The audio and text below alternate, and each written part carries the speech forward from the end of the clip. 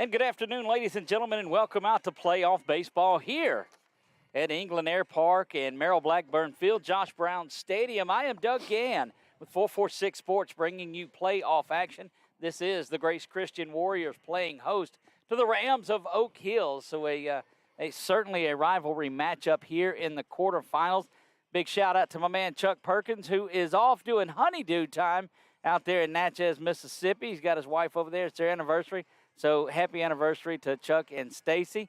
We'll be over that way tomorrow and have a good time. But we've got baseball to get to you right now. And again, like I said, I am Doug Gann bringing you the action. So somebody that's stepping into the booth, and this is where you go out there. This just shows you what high school baseball is all about. We went in the crowd and got a color analyst on here, someone very familiar to everyone at the program. Dear friend of all of the program and to mine, Nick Magnano. Nick, welcome aboard. Hey, Doug, it's good to be here, man. Look, the ball is much smaller than what y'all are used to. You going to be okay with that? Yeah, it'll take me a few innings, but I'll get to it. I'll figure it out. Okay, couple of big differences here. You can't kick it, and you can use your hands. So that gets you back up to speed. No, great to have you here. You know, Doug, last time I was involved with baseball, I got kicked out of a T-ball game. I don't think so, Nick. Yep. Look, that's a Chuckism waiting to happen. No, big shout out to everybody that is watching. Got some new viewers. I know Nick, since I got him into the booth with me tonight, he's been steady on that on the phone, letting people know that he got the call. Speaking of the call, let's call up Velar and Green and look at our starting lineups tonight, courtesy of our friends there at Velar and Green. We'll do that first for the visiting Rams of Oak Hill. It's Devin McFarland will start and bat first. He'll be on the hill tonight for the Rams. Tanner Cloud will catch. He'll bat second. Austin McMicken, one of three McMicken players tonight. He is the designated hitter and bats third. Jarrett Jowers will play third and bat fourth. He wears number 10. Batting fifth, wearing number 5, Spencer Daniels. He is the Rams shortstop. Batting sixth, number 3, Lee McMicken, the left fielder. Batting seventh, number 19, Wesley McMicken. He plays first base for the Rams. Batting eighth, number 23, Braden Bennett, the second baseman. And batting ninth, number 12, Riley Cetus. He patrols center field for the Rams. And starting in right field, number 25, Jaden Rashell. That is the starting lineup for the Rams. We will give you the starters for the Warriors in just a minute. Let's go ahead and do it right now. Leading off, playing center field, Carson Courtright. Batting second, playing third base, number 32, Luke Johnson. Batting third and on the hill tonight for the Warriors, sophomore, number 10, Canyon Wright. Batting fourth, playing first base, Seth Cook. He wears number 25, does the junior. Behind the dish, it is the catcher, Cody Davis. As you see them going through the lineups, we're going to switch back off and get down to the field and turn it over and let them do it right here. We'll be back for the rest of our Velar and Green starting lineups right after this.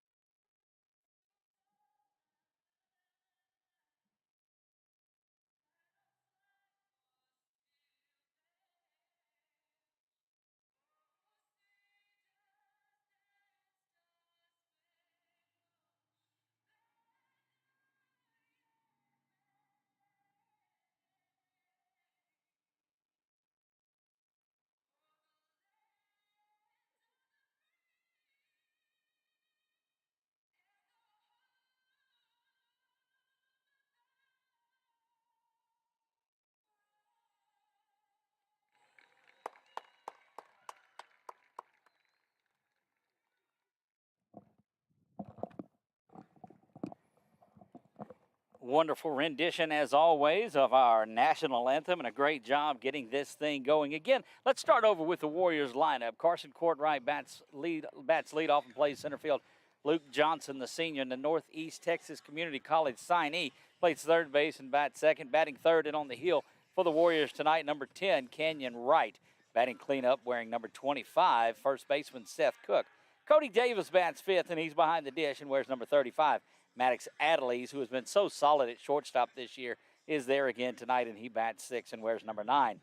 Batting seventh, the seventh grader, designated hitter number 19, Brady McDaniel. Batting eighth, wearing number 3 and playing right field tonight, Jack Powell. Batting ninth, playing second base, the eighth grader, number 8, Braden Wells, and playing in left field tonight, getting the start, is Aiden Cook, and he will wear number 7. Again, that is our Velar and Green starting lineup. Of course, we want to thank the folks there at Velar and Green that have done great work joining up with us this year, and so we appreciate having those on there. That is Velar and Green, attorneys at law. Back to live action we go, and let's reset the defense for you. Over in left field, it is Aiden Cook. Center field, Carson Courtright. Right field, Jack Powell. At third base, Luke Johnson. Shortstop, Maddox Adelise. Second base, you'll find Braden Wells. First base, Seth Cook. And the battery tonight for your Warriors behind the dish is Cody Davis. And on the hill, Canyon Wright. So we're just about ready to get things going. A little bit past 6:30. First pitch was set to be at 6:30, but only going to miss it by a minute or two. And when it's playoff action, that's okay. And we'll get back to my buddy Nick that's in the booth with us tonight. Nick, so what do you think? Y'all need one of these for soccer, don't you? That's good little setup. Yes, sir. We could definitely use one of these. We're getting pretty advanced over there. We have a PA system. We have covered bleachers, and Ward 9 they let us do some things over there. Have a real good relationship with them. So, but yeah, we could use this porch right here over there. And I think Wi-Fi is working over there now, so I think we might be able to do a few of these games for soccer as well. Well, we're excited about the possibility of having you guys on board, and we are excited that we are underway. First pitch is going to hit us at 6:31 tonight, so just a minute behind the dish, and Canyon Wright set to deliver the first pitch of the playoffs here in 2023. And that one misses up high for ball one. We're going to try to keep up with the scoreboard, the book, and everything. I may get Nick to try to see if he can't do that on there. You'll familiarize with that pretty easy, I do believe. That one is over to short, off to Canyon, and that one is recorded. McFarland is down 6-3 on the putout. Good piece of work by Adelise, and that's one up and one down. So we'll clear the count on there too. That's up at the top left, I believe. Settling in now and getting ready, that is Tanner Cloud. He is the Rams catcher. Rocking back and firing there is Canyon, and it is 1 ball and no strikes to the Ram catcher. This is like that house divided. My wife is an Oak Hill grad. Ooh. But she doesn't come out and watch any baseball, so it's not really divided. That one misses down low. I don't want to talk about old stories, but the last time I played at Oak Hill, there wasn't even outfield fence. 1993 with the Bolton Bears. Goodness gracious. Canyon settles in now. He's got a 2-0 delivery coming up. That one misses up high as well, and we haven't seen a lot of walks out of Canyon to lead things off, but he's got a 3-0 count here. Got the first batter, McFarland, induced into a ground ball out to shortstop. Needs to roll up another one of those. Expect that obligatory 3-0 strike here. And Canyon rocks and fires and delivers a curveball inside that misses, and 4 straight pitches put him on, and they'd be wearing him out at Texas A&M right now, wouldn't they? Yes, sir. Oh, man. What a tradition it is as you see Cloud make his way over to first base, and that's a good look at Austin there.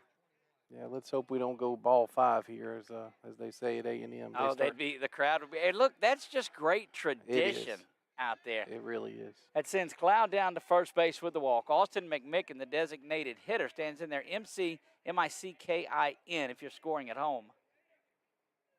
Canyon's first delivery from the stretch goes up high, and this is one of those times you may get Brown to come out and give a little visit just to say, hey, you're not doing this, or you're doing too much of that.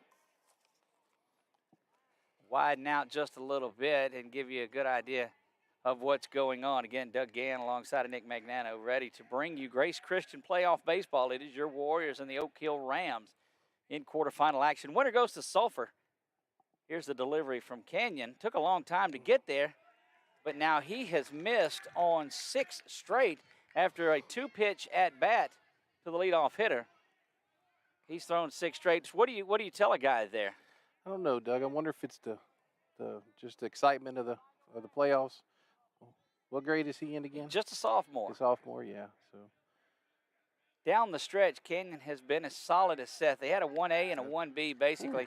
That one misses up high as well, and 7 straight. And boy, the Aggies would be in full gear here. That one wasn't.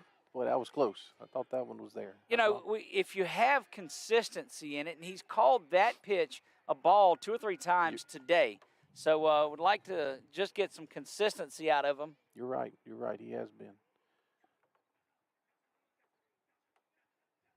Here comes a delivery now, 3-0 again, and back-to-back 4-pitch walks, and that is a little bit of an alarm for you. Not too terrible as it is early on, but that'll get a visit from Cody Davis, the Warrior backstop. And we've talked to Cody on this a lot, Coach. It's just you go out there and just say, hey, settle down. And look, Seth, the junior, go over there, and that's that one part. We don't know which one's 1A or 1B. They are both just so solid as a tandem. And it's good to see the junior go over there and just settle him down a little bit. What Canyon is able to do, he throws that ground ball a lot. If he throws another one here like he did to the first man up, got a chance to roll out of here with a double play. And that is Jared Jowers, the third baseman, batting cleanup for the Rams. Here's the pitch. There's one. That's in there for strike 1. And whatever Cody and Seth told him seemed to work. Yeah, you know, I really like that interview you had with Cody. You know, the catcher, you know, it's an extra coach on the field. Indeed. And what would you relate that to as it comes to to soccer? And we'll get to that after the 0-1. There's a good pitch. Yeah, right down the pipe inside, and whatever they told him has settled him down. After throwing 8 straight out of the zone, he's buried 2 fastballs right down the pipe. This is where he likes to throw that curveball. He'll start it inside at the batter, and it'll break over. A lot of times you see those knees just buckle as that curveball starts right on the shoulder. Looks back at second, now chases Daniels back in. Throws a fastball low and away, I guess, is where that one's going to be. 1 ball, 2 strikes. You know, that wasn't a bad pitch. You know, try to get him to, you know, try to, you know, go after, you know, that third strike there. Yep, if you can get him to do that, and oftentimes if they chase after that outside stuff, he'll pop it up. Yep. Canyon again looks back at second base. That's Cloud. Here's a delivery. Swung on and missed, and down on strikes goes Jowers, and that's the second out of the inning. And just what the doctor ordered. Spencer Daniels, the shortstop, will come up. So we talked about it. What position is really your leader out there on the soccer field? Traditionally, goalkeeper. You know, they see the whole field. They see everything that's happening in front of them. Kind of like the catcher. I mean, I guess your catcher and your center fielders in baseball would kind of be that. Maybe your shortstop on the infield. No count to Daniels. We'll get that cleared off of the scoreboard in just a second for you. That is the Wallace Eye Associates scoreboard. We appreciate those guys that just, look, I brought Nick up here, and there's more to do with the scoreboard than anything. Well, I was looking, so they could courtesy run the catcher, right? For your pitcher and your catcher, Okay. and it doesn't count against anything. Right. It doesn't count as a substitution or any for the player as well. Yeah. That one is swung on and just missed, and it gets back to the backstop. You know, oftentimes you see that ball go straight back like that. The timing's there, just a little bit of a miss. Nothing in one, the count here. 2 down. It was a good-looking strikeout to Jowers, and now Spencer Daniels, the shortstop for the Rams, stands in there ready to go. He'll back out now as Canyon takes a little bit of time. Yeah, 14's the courtesy runner. I don't know. We'll get that here in just a second for you. That's a good pitch. That's that curveball that I told you about that I thought may have been coming with Jowers, but he threw him the high fastball. Now you've seen a fastball. You've seen the curveball. As a batter, you're struggling to come up with what's going to come to you here. Jeez, that was a good one. That was a nice pitch. 0-2. Canyon delivers this one. There's that curveball. It's ground over, but Seth's waiting on it. He'll beat the runner to first, and that will retire the side for the Rams in the top half of the first. No runs, no hits. They leave a couple. Those guys reached on bases, on balls. Due up for your Warriors, Carson Courtright, Luke Johnson, and Canyon Wright when we come back. Can you tell me about that day? There was a huge assembly, and then he came to the gym, and he announced it. I would like to honor a Warrior that is right here. I was diagnosed with Wilms tumor kidney cancer. Colin McGee. We're going to fly you and your family to Universal Studios in Los Angeles to meet Adam Levine. Yes!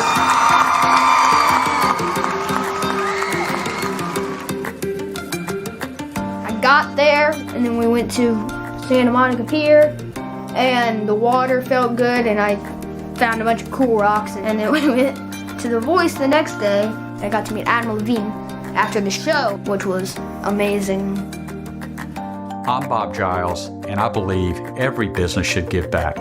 Join me at gilesgivesback.com. Hi, I'm Kimberly Harrell, Certified Residential Appraiser. I am currently a leading provider of appraisal services for mortgage lending, employee relocation, estate planning, and community property settlements. My experience in real estate over the past 13 years and currently serving as president of the Greater Central Louisiana Realtors Association has given me a clear understanding.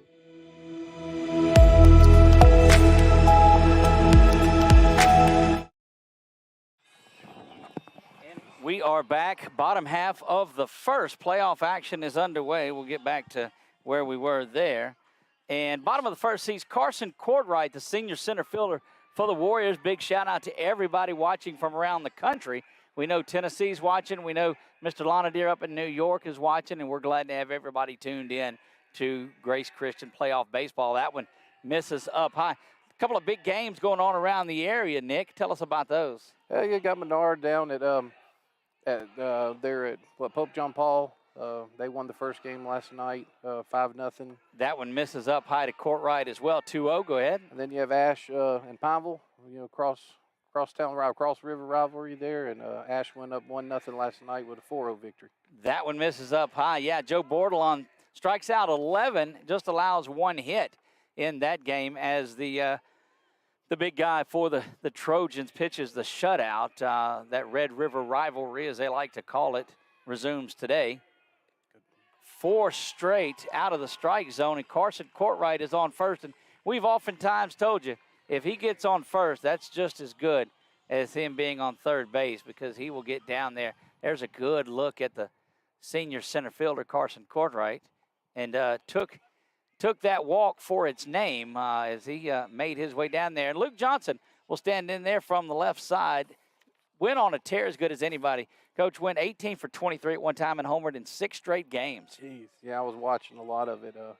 Tell you what, they put one low and inside, and he might put it in the batting cage over here. Indeed, the old tennis courts that have been converted to the batting cages. One thing about Luke is he's got power to all fields. He can inside out a pitch as good as anyone. Senior, correct? Yes, senior, and has committed to Northeast. It's signed the other day there at Grace as the Devin McFarland pitch just, or the throw over to first just gets away from the first baseman. So, yeah, he's signed, and he is ready to go play his college ball. That one right down the middle. As good a hitter as he is, he saw 4 straight out of the zone to the leadoff man, so he was up there taking on what was probably one of the best that he'll see. Yeah, and probably nerves for the Oak Hill pitcher as well. I know that they've played each other twice, and, but it's playoff time. McFarland set and kind of had a snap delivery, but not a lot on that one. And that's one of those throws over that sets up a couple of other ones out there. Sure. Or he might not have been comfortable, McFarland comes set, ready to deliver. He's got that high set up around the hat. And the delivery, that one misses out of the strike zone, down and away. Evens the count at a ball and a strike. And we're going to look over here and do our Keith Stokes cam and get a good shot at one of those 446 shirts that he's wearing. It says, "What are you watching?" And we agree with that, Keith. So Big shout out. You always have to find. It's like finding Jack Nicholson at a Lakers game. You always have to do it. Yeah, Spike Lee at the Knicks game. That's right. Ooh, That's a pretty pitch right down the middle, and now 1 ball and 2 strikes. I thought he was going to pull the trigger on that one. Yeah, I think he did too. Can't question the guy who's hitting the ball like this. though. Hitting about 600 Yeah. Dylan Cruz type numbers for the Warriors this year. Does Luke Johnson have? There's that throwback over to first. Had a little bit more on it, but not enough to shake Courtright. But wisely keeping the senior center fielder close. We'll back up and kind of keep an eye on what happens there. Again, just one camera tonight. Yes, Chuck, you're better at doing the camera than I am. Here's the delivery from McFarland. Well, we think it is. He stands there set. The human rain delay Talk about. out there. Oh, yeah. And Luke calls time on what would have been ball 2. But that's the battle of tempo that you want to do. And you see Courtright over at first. We told you about him. There he sits. Yeah, what you think about the pitch clock in Major League and college this year? Hang on. Let me dust off my soapbox, and I'll get that out in just a minute. Off and running is Courtright. He's in there safe. And so it was a ball that was thrown to Luke. Give the stolen base to Carson on what was an extremely, extremely close play there at second base. The pitch clock, let me tell you. So I don't believe, I don't like it to determine an outcome of a game by any means. Do I like the fact that it speeds the game up? Yes, I do. Anything to speed some of these things up for those guys that would throw over and throw over and throw over and throw over. I just think it's not the end-all, fix-all. Right, I agree. Whistle blowing in the stands somewhere. That'll be taken away. Swung on and missed, and Luke Johnson down on strikes. McFarland, a good piece of pitching there. Luke had watched a couple of them, and now fans on one that is on the outer half for the first strikeout and first out of the game, and Canyon Wright will stand in there ready to go. That ball looked like it started over the outside corner and faded even farther outside. It's the one thing we've heard about McFarland is that he does have a lot of movement on there. Canyon Wright stands in ready to go. That one misses down low. And did you put the shades on, Nick? That's the one thing that you had to Yeah, I'm sorry. you had to do if you're wearing the shades, because I think Canyon looks out here and makes sure that the shades are on. Yeah, I just hope it's not Chuck's luck that I don't want to ruin Chuck's luck for him. McFarland delivers this one, and that is down there for strike 1.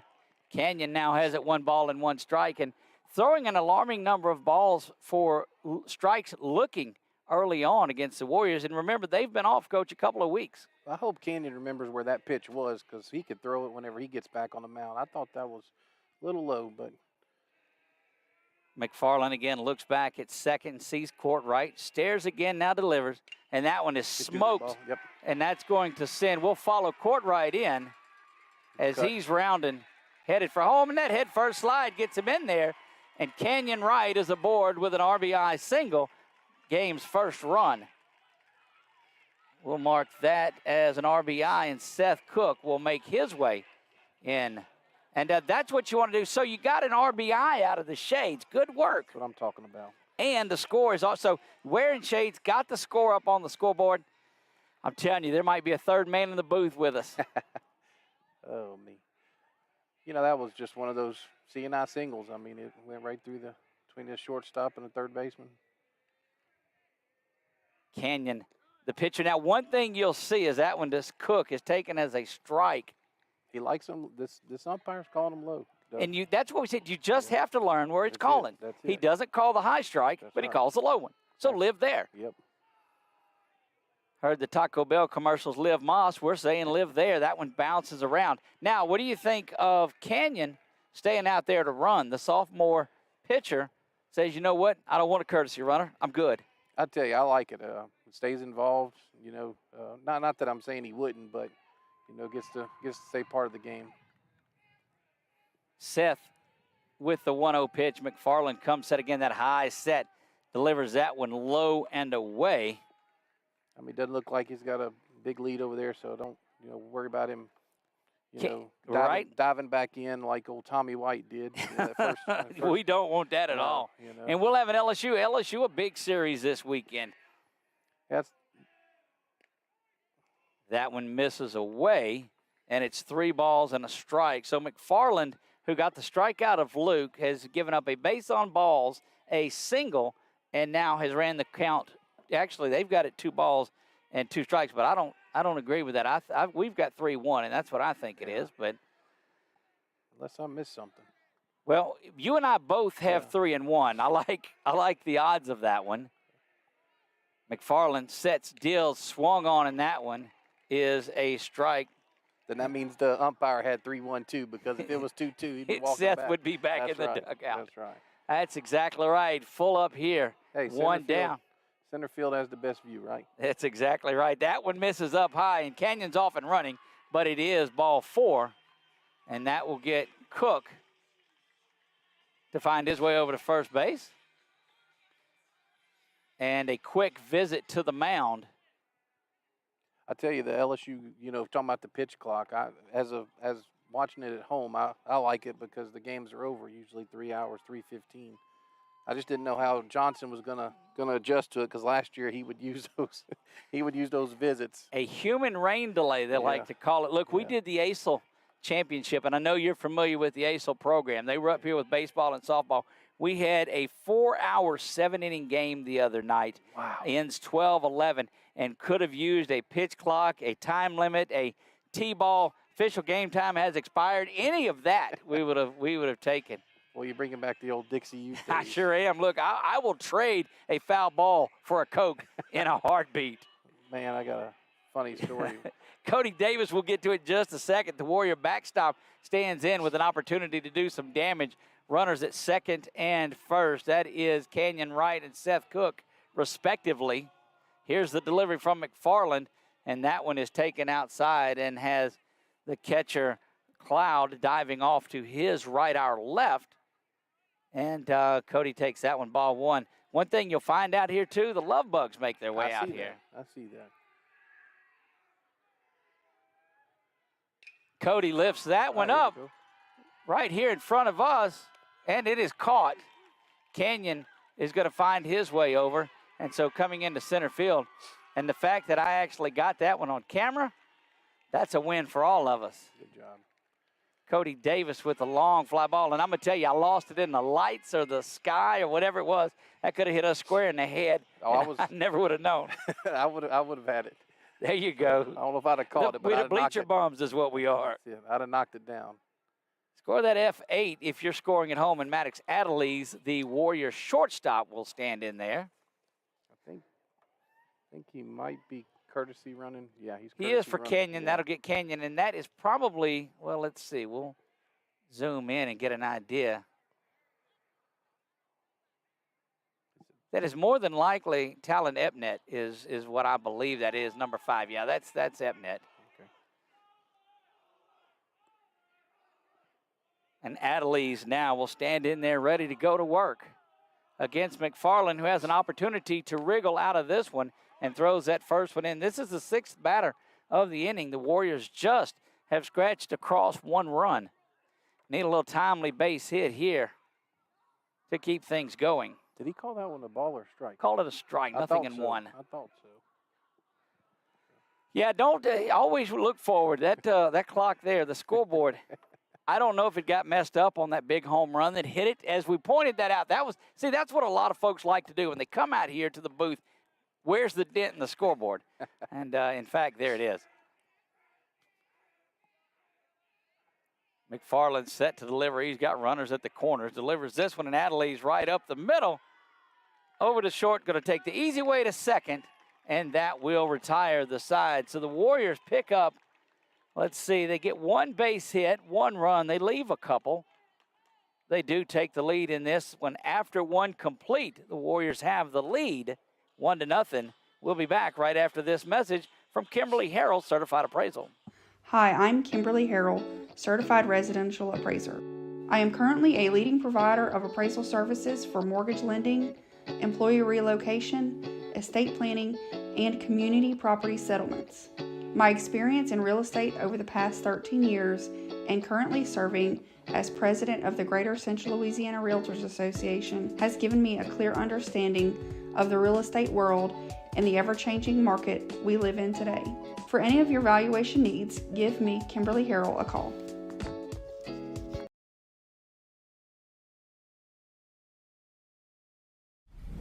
It all started with a sketch on a napkin, an idea created by two walk-on bench warmers. And after 10 years of hard work and perseverance to turn their dream into a reality, it's the #1 sports bar in America. Welcome to Walk On.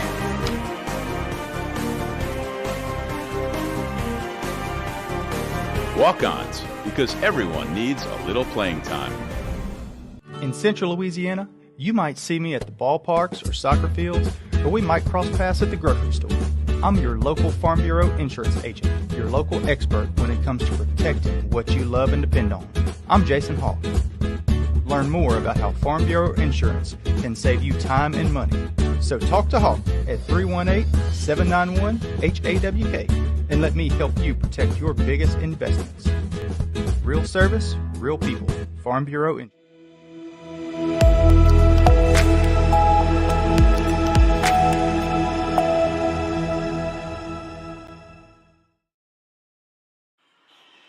And we are back here. 1-0. Warriors take the lead as Carson Courtright gets on with a 4-pitch walk, comes all the way around to score on that Canyon right base hit. And that will bring up Lee McMicken, Wesley McMicken, and Braden Bennett. Braden Bennett are the three that will hit for the Rams in this inning. You see Canyon. Doug, I got top of the 4th inning, LSU winning 2-0 over Auburn. There you go. Go Tigers. You got a great question about SEC Media Days that's coming up. That'll be in Nashville, and yes, we will go cover the Tigers there. That one in there for a strike.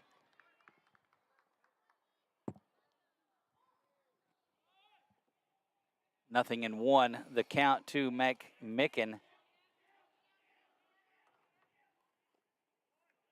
That one misses down low.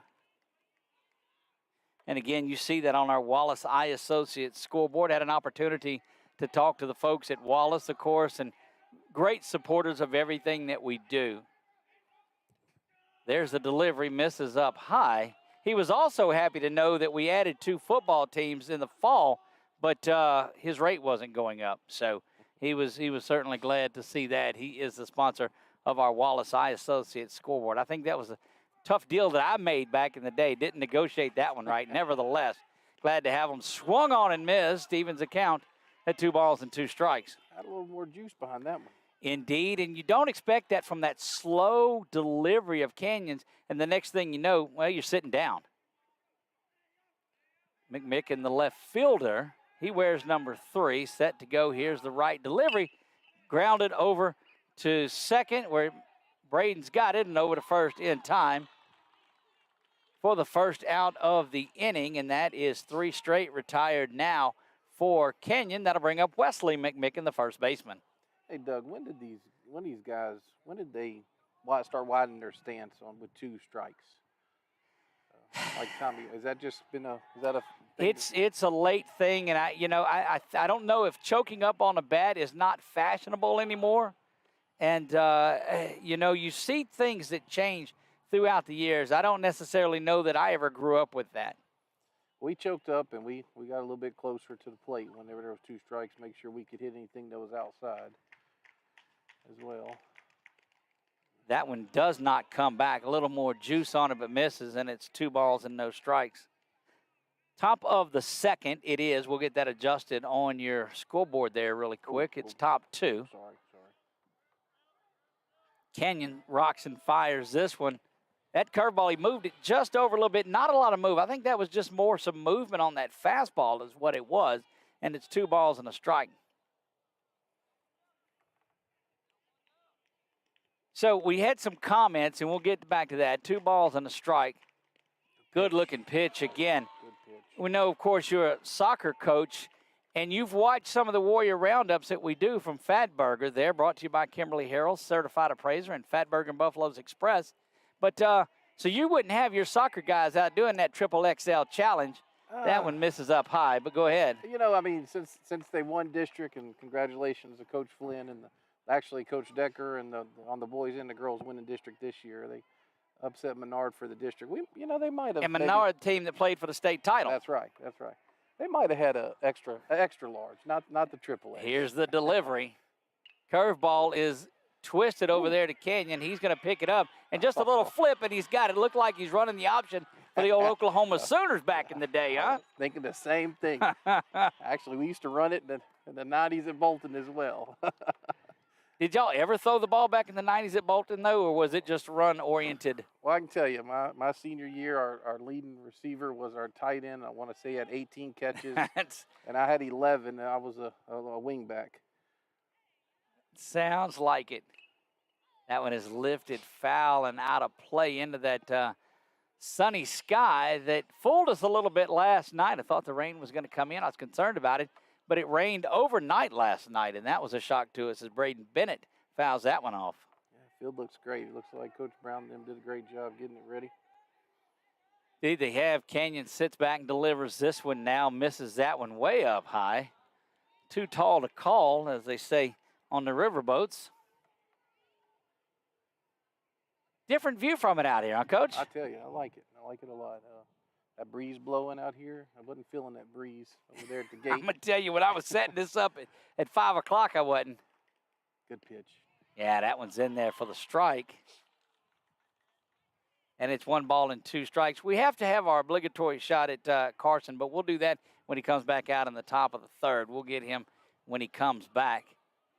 Never shy from the camera at all. Kenyon, 1 ball, 2 strikes. Delivers this one. And Braden looking like he wanted to run off the field after that strikeout, and I did too. Not sure where that one was at. But I do, again, tell you that those guys right there behind the plate and the catcher have a much better view than I do out here. I will be the first to admit that in my 53-year-old eyes. Here's a delivery from Kenyon. 2-2, misses up high, and we knew that was there. You know, it's funny whenever the batter looks back at the – oh, that's a no-no. Just to make sure, like, was it? You know, and then he got the ball call. So, well, what's the pitch limit for high school? Is it per week? Is it per game? Or? Well, and I'll tell you, that's a complex question. That one is ground over to first and in time, and that will retire the side. Good piece of work there out at second base. And that will do it. We'll be right back, and we'll finish that off for you as we move to the bottom of the second. Due up for the Warriors, it will be Brady McDaniel, Jack Powell, and Braden Wells when we come back. BK Distributors is proud to support high school athletics on 446 Sports. BK is the one-stop shop for trophies, banners, awards, letter jackets, and just about anything award-related. And now, welcome BK Apparel and BK Promotions to the family for all your spirit apparel needs and anything you need to brand your business. When you think of anything you need with your name on it, think BK. Check them out on Facebook or at bkdistrib.com. BK Distributors, apparel and promotions in Pineville. For a lifetime of the best possible vision, look to Wallace Eye Associates, where our tradition of eye care excellence in Cenla spans nearly 40 years. From your next family eye exam to cataract and glaucoma evaluations, trust your vision to the experienced eye professionals at Wallace Eye Associates. Call Wallace Eye Associates today at 318-448-4488 to schedule your next eye evaluation.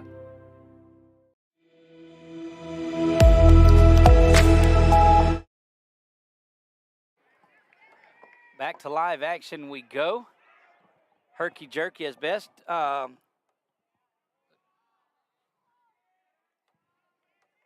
And that one misses out of the zone. Ball 1 to McDaniel. McDaniel just the 7th grader. And look, you may have seen the Warrior Roundup when he did it, I don't know, but we have a lot of those older guys, and they, of course, they're talking and they're to this and then and Brady comes up there, yes, sir. And it's just, but can hit the ball as good as anybody that is out here. He takes that one in there. Hasn't got his first home run yet, came close to it in one of their tune-up games, the one at Delcom. That one misses down low. Yeah, they're a little more polite and, not quite as what's the word? Look bold with some of their statements. Huh? Well, now I will tell you this too, that he and Braden Wells and those younger guys on this team, this is from some of these years of travel ball. They know the game, and they've got tremendous baseball IQs, and they know the game. Here's a delivery. That one misses up high, and McDaniel is on base with a walk, second walk of the evening for McFarland. No, he's definitely has a great eye and has fit in really well.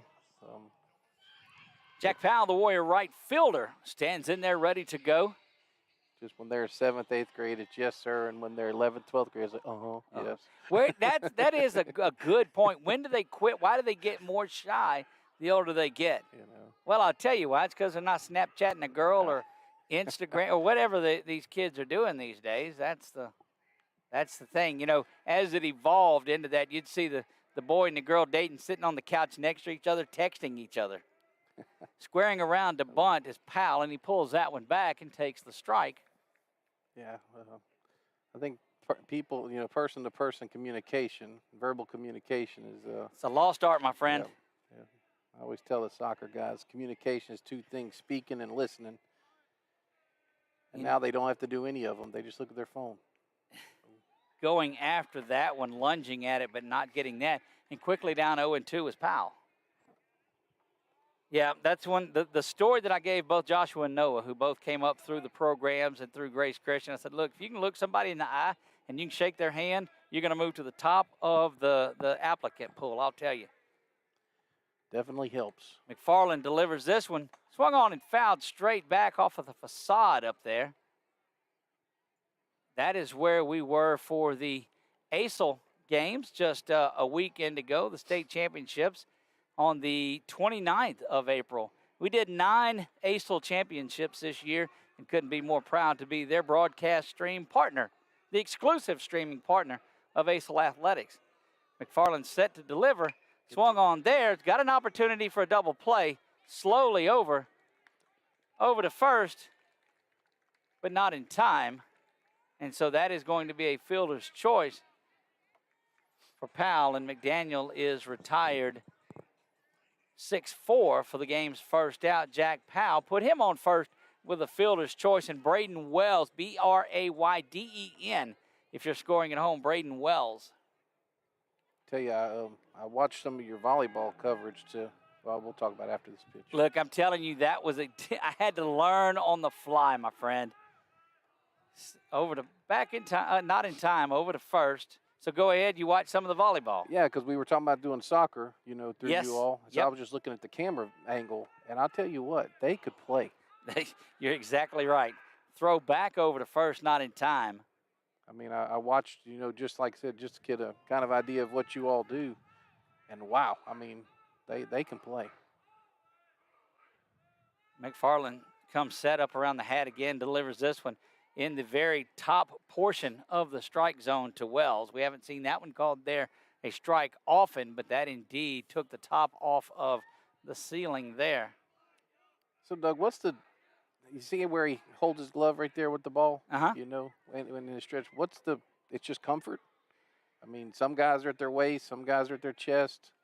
That one, I don't believe the first baseman's ready. So it does. It's how you, it's how you want to do and where you're going to come set, because the old adage of pitching is your release point is going to be just about the same as long as it's the same every time, and that one misses.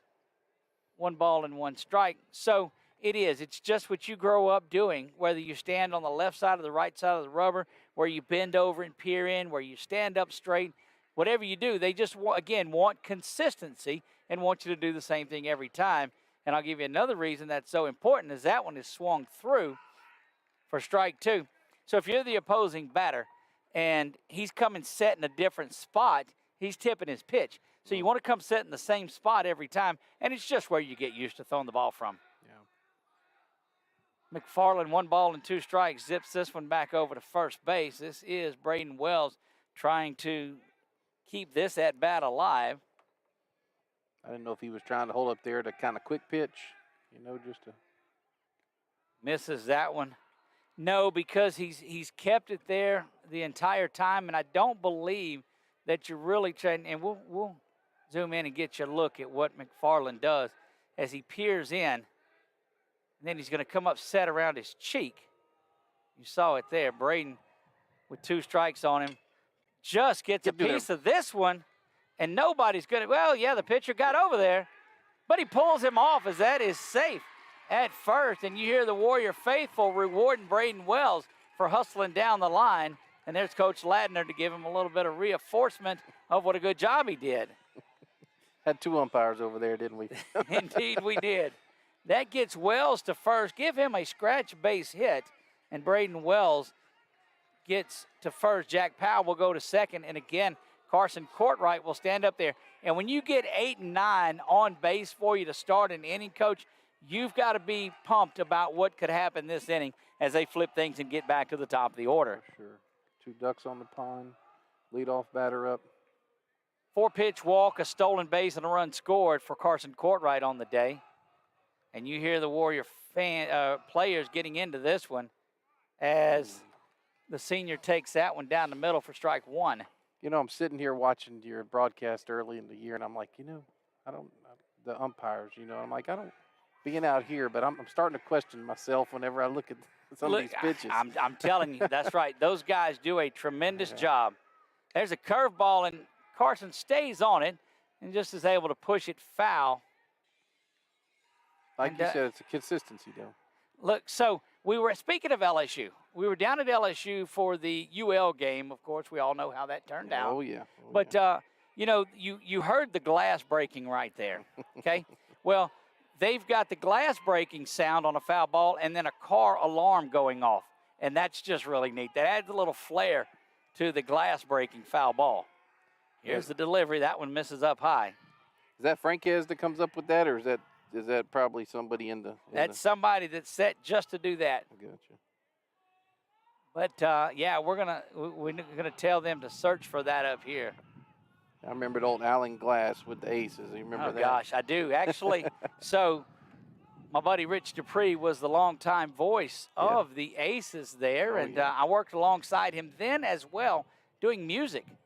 Okay. So the in-stadium music. So if you heard that glass breaking, that was you. It was yours truly. Gotcha. Certainly showing my age as that's showing that curveball misses up high. And as the wind starts to pick up a little bit here, looking around, keeping an eye on some of the clouds. 2 balls and 2 strikes, 2 on, second inning, bottom of the second we play from Grace Christian. Good eye there. Just off the plate, and that is 3 balls and 2 strikes. Call to the bullpen. Coach Nick might be getting warmed up here. Runners at first and second. It's Powell and it's Wells, respectively. Carson Courtright, the leadoff hitting senior center fielder for the Warriors, and it's a full count. McFarland comes set, delivers this one, and fouled straight back, and I'm telling you, Courtright had a mighty rip at that one. And that's, Coach, what we told you. When it goes straight back like that, timing was perfect. He just missed it. I'm trying to get a score on that Menard game, and glad it wasn't coming out here. Don't worry, I would have got it. That's right. That's right. Yeah, Carson had a good swing at that one. He's had some good hits. Wind starting to pick up. Look for Carson to maybe put one in the air out here. Going straight at us, isn't it? It is. McFarland delivery, and that one is just punched over there. We'll tune in and see what we have. And that is Powell just getting to third and Wells into second. It's a good piece of hitting there. Drive it to right field. Ball's outside. So you saw the one from earlier when he pushed it and fouled that one back, seeing the outside of the plate. Now, let me ask you this, as that's a base hit for Carson Courtright. How due is Luke Johnson here, who struck out back in the first? He's got the bases juiced. You see the Warriors senior, the Northeast Texas Community College commitment signee. That curveball, you know, he got him with that curveball earlier. Here's McFarland's first offering. Bases are loaded, and he's trying to come back with the old Uncle Charlie. I don't know if that's in the scouting report or if he's just thinking if he, the momentum of it. But I'll tell you what, he'll hit that one out of here too. And he'll hit it to right field. He'll go over there where the Warriors have their state championship banner and those runners up as well. That one misses or hits the outside corner, and that's a ball and a strike to Johnson. Earlier his outside pitches were fading outside. That one looked like it kind of had a little, tail towards the inside a little bit from he started it out there. At least that's what the catcher's glove did. Bases loaded, nobody down, bottom of the second. Big chance for the Warriors. McFarland comes set, twists the ball around in the glove and delivers that, swung on and missed. And it's off speed, Doug? It was, and so what we picked up there is he comes set and you saw the ball moving in his glove as it seems like he was adjusting his grip to get to that. Might be one of the things that the Warrior coaches will pick up on. 1 ball, 2 strikes to the Warriors senior. Third baseman Luke Johnson, number 32, stands in there ready to go. Swung on and missed, and that is strikeout number 2. Back-to-back strikeouts in consecutive innings. And that is out number 2. And Canyon Wright comes up with a big-time opportunity, and that means it's put on no shades time. And that means it's put on no shades time. There you go. Had to cue him a couple of times, but he's new in the booth, so we'll give him that. Canyon with a great opportunity here for the youngster. Man, you won't let a person be a fan out here, will you? Heck no, we don't have time for that. Come call a basketball game with me and see how tough it is. Oh, gosh. I don't know if I can handle that. At least this is the slowest of the games that we do. 1 ball, no strikes to Canyon. Canyon due here. Swung on and looked like he was trying to hit that over the building is what he did with that one. And he gets that big high leg kick going. And my goodness, it might be you wearing the shades and not me. That could be the case here, but we'll see as the 1 ball, 1 strike offering comes up. 2 down, bases loaded. And Canyon rips that one. It's going to hit the wall. 1 run is in. Another Warrior coming around to score. And that is a good piece of hitting once again. 2-strike hitting for Canyon Wright, and he's pumped up as much as anybody is. And, how many runs is that tonight for the Warriors? I think it should have been 2 there. 2 there, that makes 3, and that means that Canyon Wright has all 3 RBI on the evening. Give him the double there. He's got a single and a double. We got, what, 2nd and 3rd? Runners will be at 2nd and 3rd, so we're going to bring Powell around to score. We'll bring Braden Wells around to score, and that will push Courtright to 3rd. And you know that Carson wanted to dig in and head to home. Ebnet goes back in to run. He will run for Canyon Wright. There's a good look at Talon there. What's the old saying, never get the 3rd out at home, right? Never. Well, look, baseball guys are a tough breed. They don't get the 1st or 3rd out there where you don't want to get any outs at home. That's true. You're right. Fastball down low to Cook. Cook ground out. He walked his last time up at bat and then was out on the fielder's choice to end the inning. Takes that one down, ball 1. Tell you, Canyon did a late slide in the 2nd. Surely it's just a courtesy. Seth lifts that one right where we're at. That's gone. Way back. Got a chance. It's gone off the scoreboard. How about that? Let's get a good look at Seth. Gives the wave to the camera. We told him in the pregame, if somebody hits a home run, I need to get you to give a wave to the camera. And Seth Cook has done just that. 3-run bomb, and the Warriors 2 out, doing it in style. Outside pitch, drove it to right center. I'm going to walk down there and get that one real quick. Or if you want, Coach, it's right to the left side of the scoreboard. We'll mute you right there. And my goodness, what a big one there. And that's going to do it.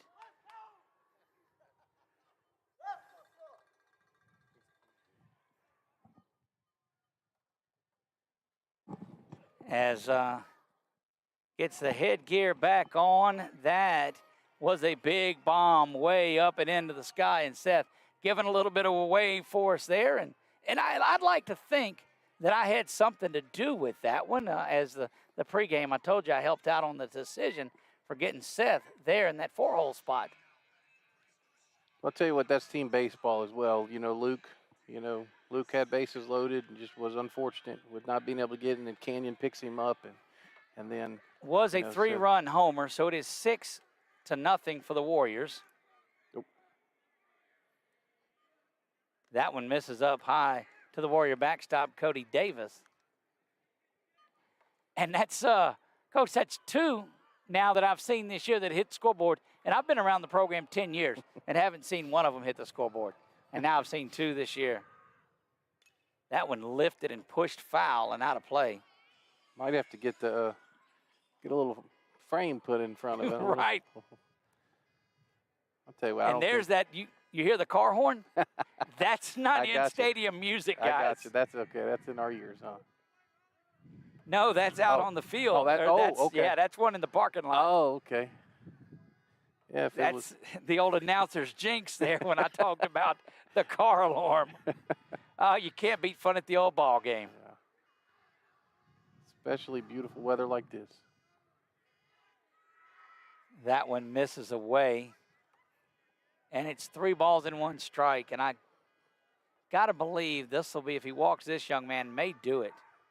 Instead, he doesn't. It's a good smash over to the Rams' third baseman to retire the side, but not before the Warriors do damage. They pick up 5 runs on, let's count these hits real quick before we go to the break. 1, 2, 3, 4 base hits. So 5 runs, 4 hits. They leave no one on base. Big time inning and a lot of 2-out hitting for the Warriors. 6-1 after 2. We'll be right back.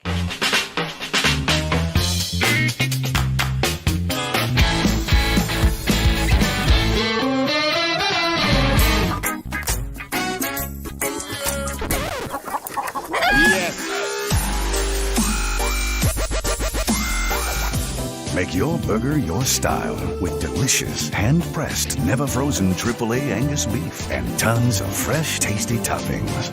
Fat Burger. Great taste sounds good, doesn't it?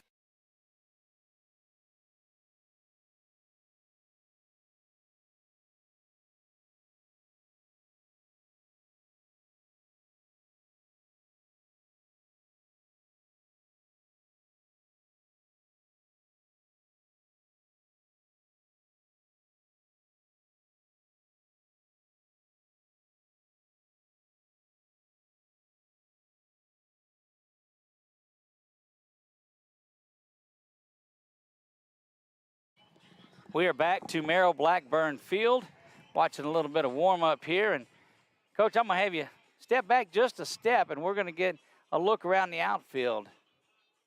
Jack Powell getting loose out there. We'll make our way over to Warrior senior center fielder, and it's the Courtright cam is what it is. See he and Braden there. We'll give a little shout-out to my man Carson there.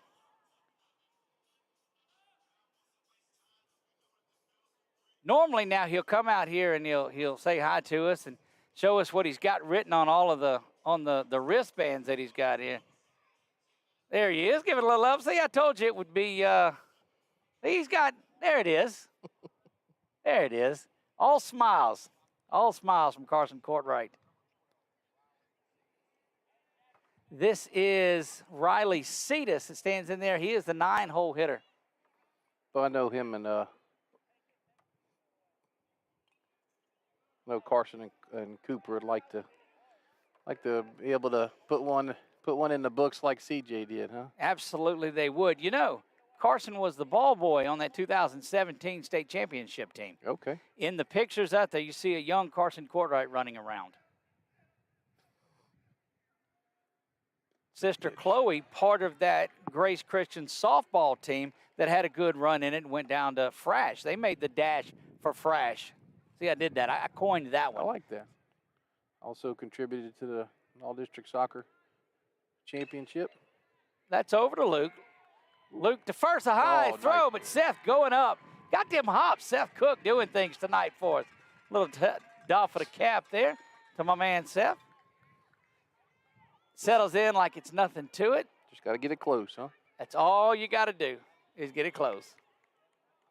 And we'll score that one 5-3 on the putout as Luke got that one for the first out. That brings us back up to Devin McFarland. He started things on the dish for the Rams, had a rough outing, and don't know if he'll be back in the third. Canyon throws that curveball, and you can't give up on that one. That's the nasty, they call that one. That's the old nasty. Nothing wrong with that pitch at all. Canyon feeling it. He's got himself a 2-for-2 night with 3 RBI. Had the only 3 RBI until Seth said, hold on, wait a minute. He says, I can get 3 RBI right here. Let me go up and score you, Canyon and Carson. Here's the delivery from right.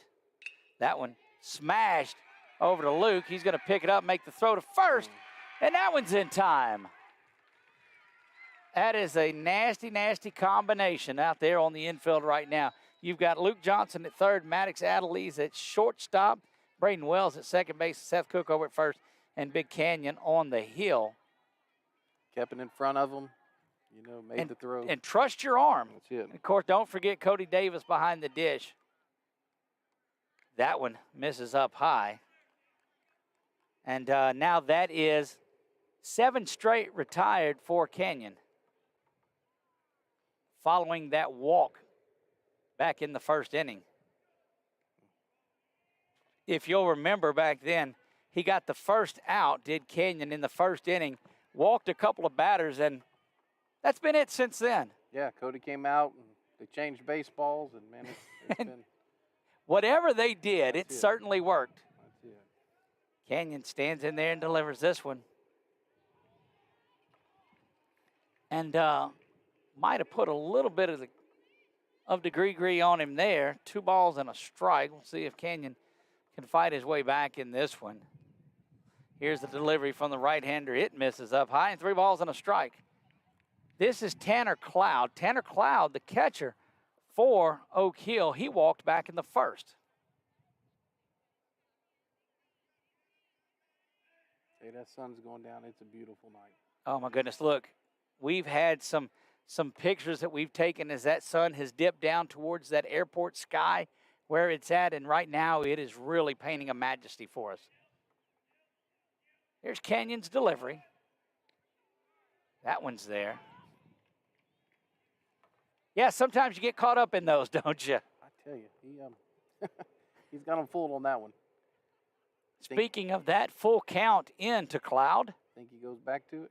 Fastball up at the numbers is what I think.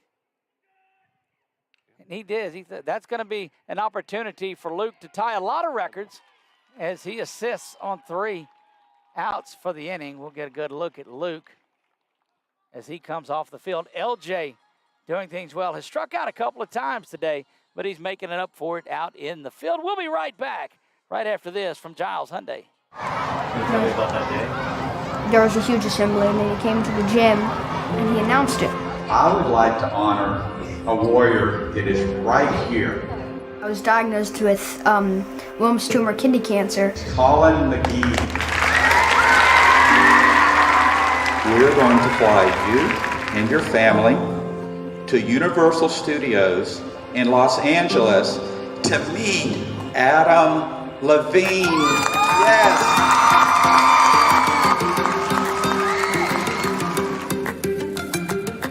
I got there, and then we went to Santa Monica Pier, and the water felt good, and I found a bunch of cool rocks, and then we went to The Voice the next day, and I got to meet Adam Levine after the show, which was amazing. I'm Bob Giles, and I believe every business should give back. Join me at gilesgivesback.com.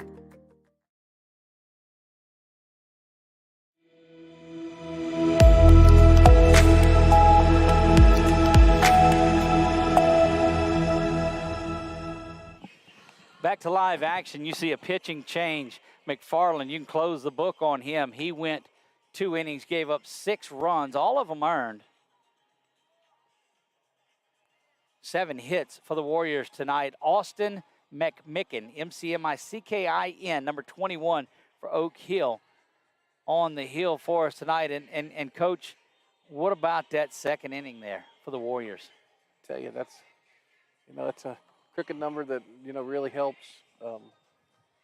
Especially, whenever you've played like I said, the same team, this third time you've played them, first playoff game, second playoff game, you get them, 2 weeks since they've played? I mean, Correct. they've had a couple of. Since they've played meaningful baseball. Right. They played a tune-up against, Delcom and threw a lot of players in that one. Maddox Adelise, the Warriors shortstop, stands in there. Another one of those super sophomores that is just going to be solid throughout. We play in the bottom of the third. The Warriors lead at 6-0. You see it on your Wallace Eye Associates scoreboard. 446 Sports brought to you by Valex Federal Credit Union. Also, our friends at England Air Park and Alexandria International Airport, Bank of Montgomery. On there, a lot of fine friends that are on there, and we are proud to be out at England Air Park. And a part of what they're doing is that one is fouled back. Did you know that if you flew AEX, you would already be home by now? FlyAEX.org. Yeah, we as coaches, you always want to keep it rolling, and boy, baseball is probably look at this pitch. That one lifted out of play over there and over that fenced-in bullpen area back there, the clubhouse that's there, and our old buddy Keith Stokes. Yeah, and right in front of Keith, old Dylan Domingue from Channel 5 out here. There he is. There's Dylan. And that one misses and gets down low. Dylan does a good job helping the sports department.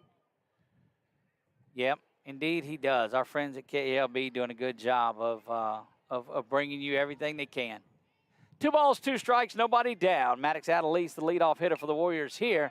And this one is chased foul and going to fall down into no man's land over there, right between the first baseman, second baseman, and right fielder.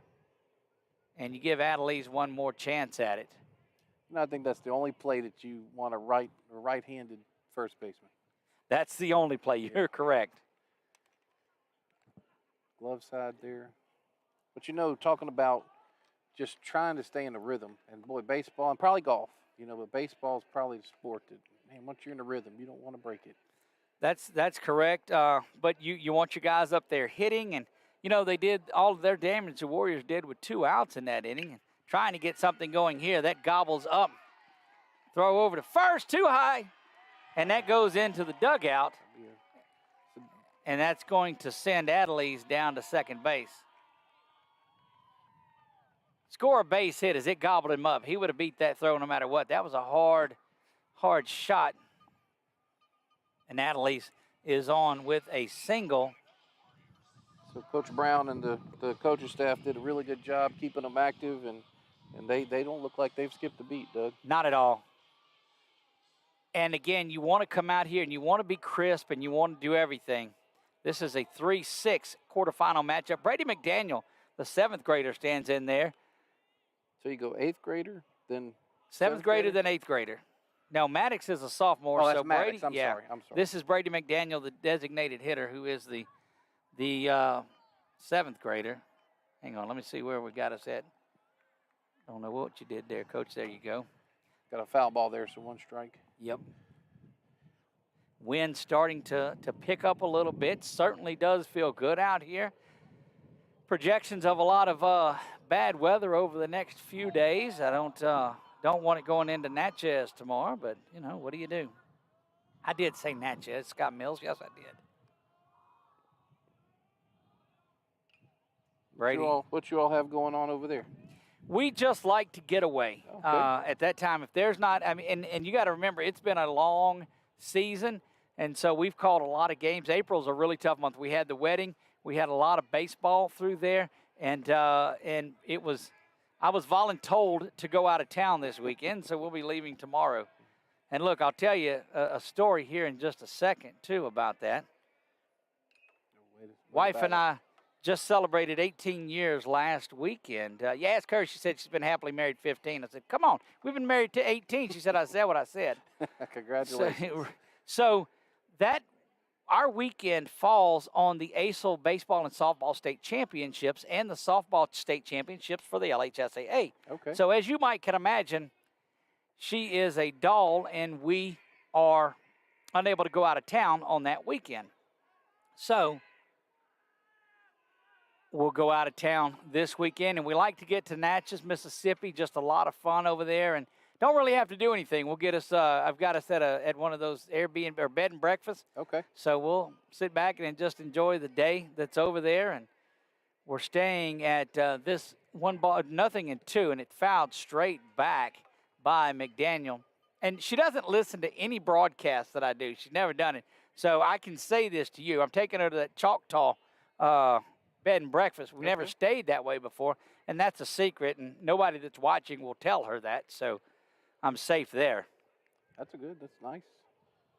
So 18 years. 18 years, yes. And she is a saint for making it those 18, I assure you.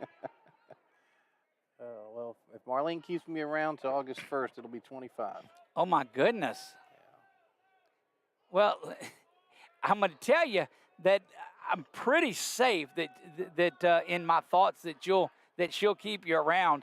The way that you had to ask like one of my kids to come out here in the outfield just to be a part of this broadcast. Well, I tell you, of course, I know you coached for a long time, but I coached 25 years, and there was a lot of nights to where, you know, I got home late. So since I stopped coaching last year, I've been trying to do as much as I can, you know, with her. And that's correct. Of course, we had a battle last year, and the Lord pulled us through it, pulled Amen. her through it, and we're so grateful to be here tonight. You are exactly right. What a testimony.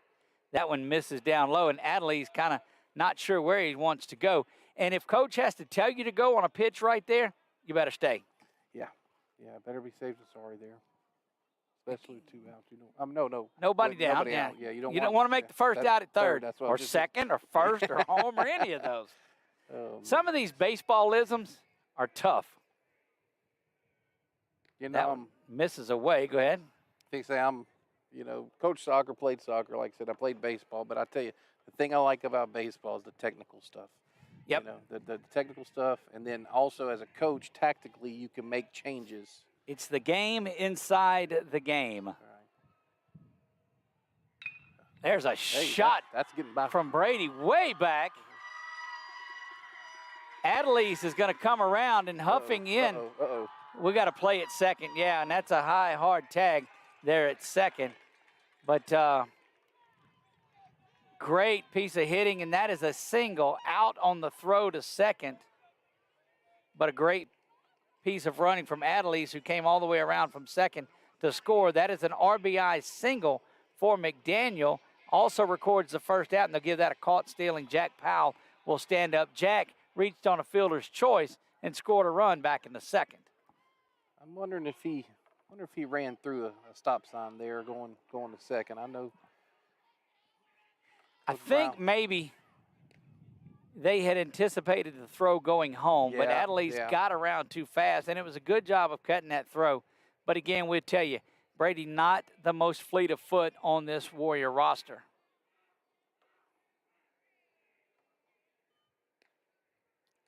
That one right in there, Coach, and we've seen that one called a strike a lot tonight. Yeah. Oh, I'm sorry. One down here in the bottom of the third. After this pitch, I've got a good update for another local team in Cenla. We'll update that to a ball outside, and go ahead. Just got a text that Menard won 1-0. Cohen LaRue threw a complete game shutout. Well, then that means they move on to Sulphur. Is that right? Yes, sir. So the Eagles to the semifinals. They take down a number 2 seed. Coach Jordan Marks and that team over at Menard has just done great things. I think they were undefeated district champions. Is that what I saw there? Yes, sir. And so they will make the trip down to Sulphur. Congratulations to Coach Jordan Marks and the Menard Eagles. That one, strike 3, looking up high to Powell. I was going to say, that's the first one he's called like that tonight. Huh? Not been a lot of success up in that portion of the strike zone, but it was on that time in a strikeout looking. And that'll bring up Braden Wells. He had a single and scored a run back in the second inning. 2 down. We'll see if the Warriors have a little 2-out magic in them here. They'll have to do it and start things over with the bases empty. That one misses up and away. I think he's got a little more pace than the starter. What do you think? I do believe it. Austin McMicken, M-C-M-I-C-K-I-N, on the hill. One of 3 McMicken family members on the team. And that one misses inside. 2 balls and no strikes. And again, whatever you can do to flip over and get back to the top of the order and get this Warrior lineup is what you want to do. That one is down low in 3 balls and no strikes. You see, this is what you get for playing out here. See if we can find that one that's flying off and into the night. Lost it out there. That's why I'm not really a great cameraman, but we'll get back into the action here, and that one misses up and away, and you will get a base on balls. Nope, hang on. We're going to hit the restart button. That always gets you right back in it, right back to where you were. And Braden Wells down to first. Carson Courtright, who has a single and a base on balls and has scored 2 runs in this one tonight, is set to come to the plate. Senior center fielder having himself a pretty good game today. Trying to lead those younger Warriors into the playoffs here. 3 seniors on the squad this year. They were honored at senior night here, and you see their banners out there. That one zipped over to first. A lot more movement on it to first than McFarland had. Yeah. And got Coach Ladner moving, didn't he? Yeah, I was fixing to say. He never got out of one that fast when he was playing for these Warriors, part of that state championship run. That one in there for a strike to Courtright. They'll go back and watch this, Coach, and they'll hear you chuckle at him ducking out of the way there. I'm not saying I wouldn't have moved myself. You're exactly right. Of course, the first pitcher, he threw a couple of change-ups over there. Look, I was kind of moving on that ball that Cook hit over Yes, here sir. that hit just to our left on the scoreboard. Yeah, it started tailing away from us, fortunately. That one fouled straight back into the press box. You see Cloud hustle back there and grab that one. Yeah, I switched this little controller to my right hand to have my left hand to cover the camera if it was. Look, we had, so we covered Menard's softball game the other day. They played Calvary, and we had 2 of them hit the camera that was just behind. That one gets away, and not really far enough away, but any ball that is dropped, you know that they're wanting Wells to go. Yeah. Well, there's not much room over there, is there? Not a lot at all. It's the same as that backstop, and we've talked about it. It's difficult. You've got to really be going on a pass ball, or you still have an opportunity to, and my English teachers, sit back. You got a chance to get got. That one. Oh, here we go. Here lifted. we go. Get down. That's going to chase around to the wall.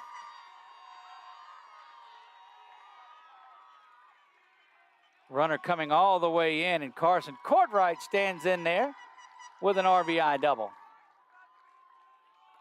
It's again outside pitch, drove it to right field. Single and a double now and a walk. 2 runs scored, a stolen base, and an RBI now for Courtright as Wells came all the way, and you see Luke Johnson now will stand in there.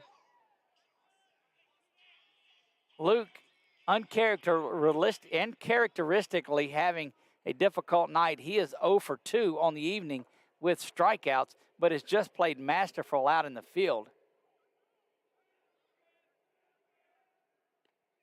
That's what it's about, complete game here. So. Well, and that's what makes him such a good ball player. 8-0 here. You see that on the Wallace Eye Associates. And Coach, you notice they're doing it again with 2 outs.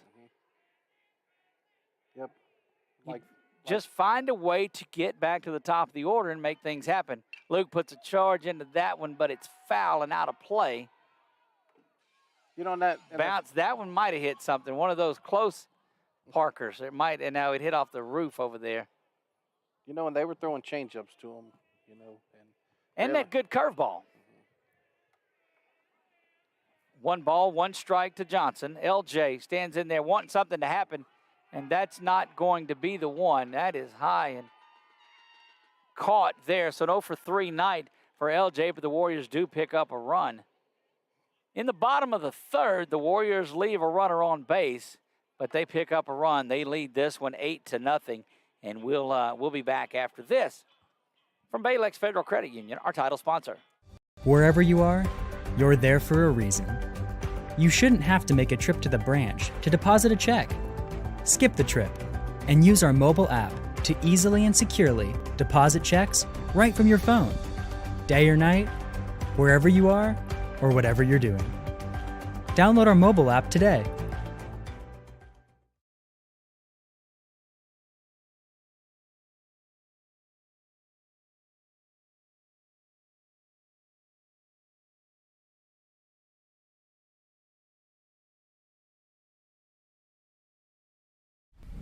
It all started with a sketch on a napkin. An idea created by two walk-on bench warmers. And after 10 years of hard work and perseverance to turn their dream into a reality, it's the #1 sports bar in America. Welcome to Walk On.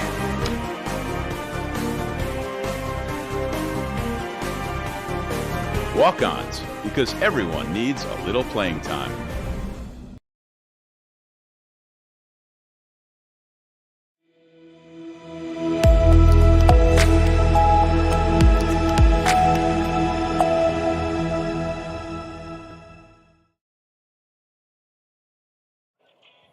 We are back here, Merrill Blackburn Field at Josh Brown Stadium on the historic grounds of England Air Park. I am Doug Gann alongside of Coach Nick Magnano. Coach, great to have you out here. What do you think about your first baseball trip to the podium back here? I don't know what we call this out here, but it's pretty neat. But it's great having you back here. I like it. I've enjoyed it. Good company, great weather. I know people can get tired of me talking about weather, but I was a little nervous earlier whenever I was sweating coming from the parking lot. You're telling me. Look, it was difficult, but it has gotten nice. Austin McMicken, the DH, stands in there ready to go. He moved to the hill as designated hitter. Now he is on the bump, and that one misses down low. What's even better is I wasn't even out here for the setup, so I didn't even have to sweat setting anything up. Hey, right. Look, normally that's my man Chuck, and somewhere Chuck is there in Natchez snickering because of the sweat that I had. And normally I roll in here and he's got it set up because he's got this way of setting everything up that I dare not get in the middle of it. 1 ball, 1 strike. That is a ground ball over to LJ. He's going to come up firing, and in time, good stretch by Seth, and the Warriors put down their 9th in a row. And that is 4 in a row for LJ. Yep, came right across. You know, he's got it's his momentum going that way. Loves it, throws it, one away. There you get a good look at LJ. Luke Johnson playing third base, the senior for the Warriors. And here's the delivery. Oh, good off-speed curveball from Canyon. And that is in there for a strike. A score from LSU, top of the 6th. LSU 2, Auburn nothing. There you go. Skeens doing it. So Auburn mixed things up a little bit. Yeah, they threw their Saturday starter on Friday, almost conceding the game to the Tigers. Certainly not, but when you don't throw your one against Skeens, what are you doing? I tell you, yeah, it's means they're trying to steal one tomorrow is what they're trying to do. That's it. And, you know, it might not be a bad play. I mean, you know, Floyd, he's up and down. So, you know, the Tigers' run support has not been tremendous for Skeens this year. And you go back to those days that Kerry Wood used to pitch for the Cubs. He'd strike out 15, 18 people, and the Cubs would lose 2-1. Boy, you're bringing back some bad memories. That's right. Watch that on WGN, didn't you? Yeah, because we had two channels. TBS and WGN. That's right. And the Braves games were boring whenever I was growing up. So were you a Braves or a Cubs fan? I ended up being a Cubs fan because it was more exciting at the time. All right. Well, I'll share something with you here in a minute. I mean, all the Braves had was Del Murphy and Hubbard. All they had was Mole and Del Hubbard and Hubbard, right? Yeah. See, Mole. It shows you how far back I go. So I spent a summer working out in Mesa, Arizona. Ho-Ho-Cam Park is out there, and that's the Cubs spring training area. So it was out there during spring training, and it got to work in one of the catering departments for the Cubs up there. That one is going to end the streak of 9 straight. That is a walk, and Spencer Daniels. So got to meet Harry Carey out there. This was back when Sean Dunston played for him. Oh, yeah. Oakland had, at that time, Canseco and McGuire, all of those guys. Mitch Williams played for the Cubs at that point. So that sir. kind of gives you an idea when I was there. Oh, yeah, Dunston, Sandberg, Oh, yeah. Grace. Yep, got to meet all of those guys, and that was pretty cool. But the best day I had was getting to meet Harry Carey. Yep. And and I'm sorry. no, you're right. It's just great memories of that man. And that was really it because, like I said, this was before the Braves really, I think it was in the 90s that the Braves really, became, and I don't want to show my age, but it was in the 80s when I was, started watching the Cubs. And they're more, not that they ever won it until later, but they were just a better broadcast. Well, anytime you got Harry Carey on the call, you got a good game out of it. So the biggest Cubs fan, and this is easy, biggest Cubs fan is who? The Hollywood, the actor. He's probably one of the biggest Cubs fans. Bill Murray. Bill Murray, yeah. I was fixing to say, it was on the tip of my, boy, he's talking about showing our age. Yep. And so Ghostbusters. we are, that Good. one misses up high. So I'm standing out, and the line is there, so I'm supervising the line that's going through here. And in this trench coat and this hat, here comes Bill Murray. In Arizona. In Arizona. Just walked through the line, got a couple of hot dogs, and went back and got and watched the game. Yeah, you had Andre Dawson. They did, had the Hawk, that's right. Maddox was probably, I don't know if Maddox was there yet at that Maddox time. was, I think he was gone. Was he gone to, that swung on there, and that will do it. Yeah. Spencer Daniels, strikeout victim number 2 on the night. It's been mostly ground balls thrown, and that is the second out sandwiched around a base on balls, and Lee McMicken, the left fielder. Hey, how many hits does O'Keel have? Coach, I'm not going to answer that question Okay, right now. Okay, I'm sorry. We can't get into that. I'm sorry. That's no. Okay. Canyon delivers this one. Oh, crap. And Coach, I'm going to tell you, you got to go. They've got one hit now tonight. Oh, gosh. Somewhere around the nation, Warrior fans are saying, "Get him out of there. We want Chuck. We want Chuck." Yeah. That is a base hit, first base hit of the night, which is why we were not answering that question.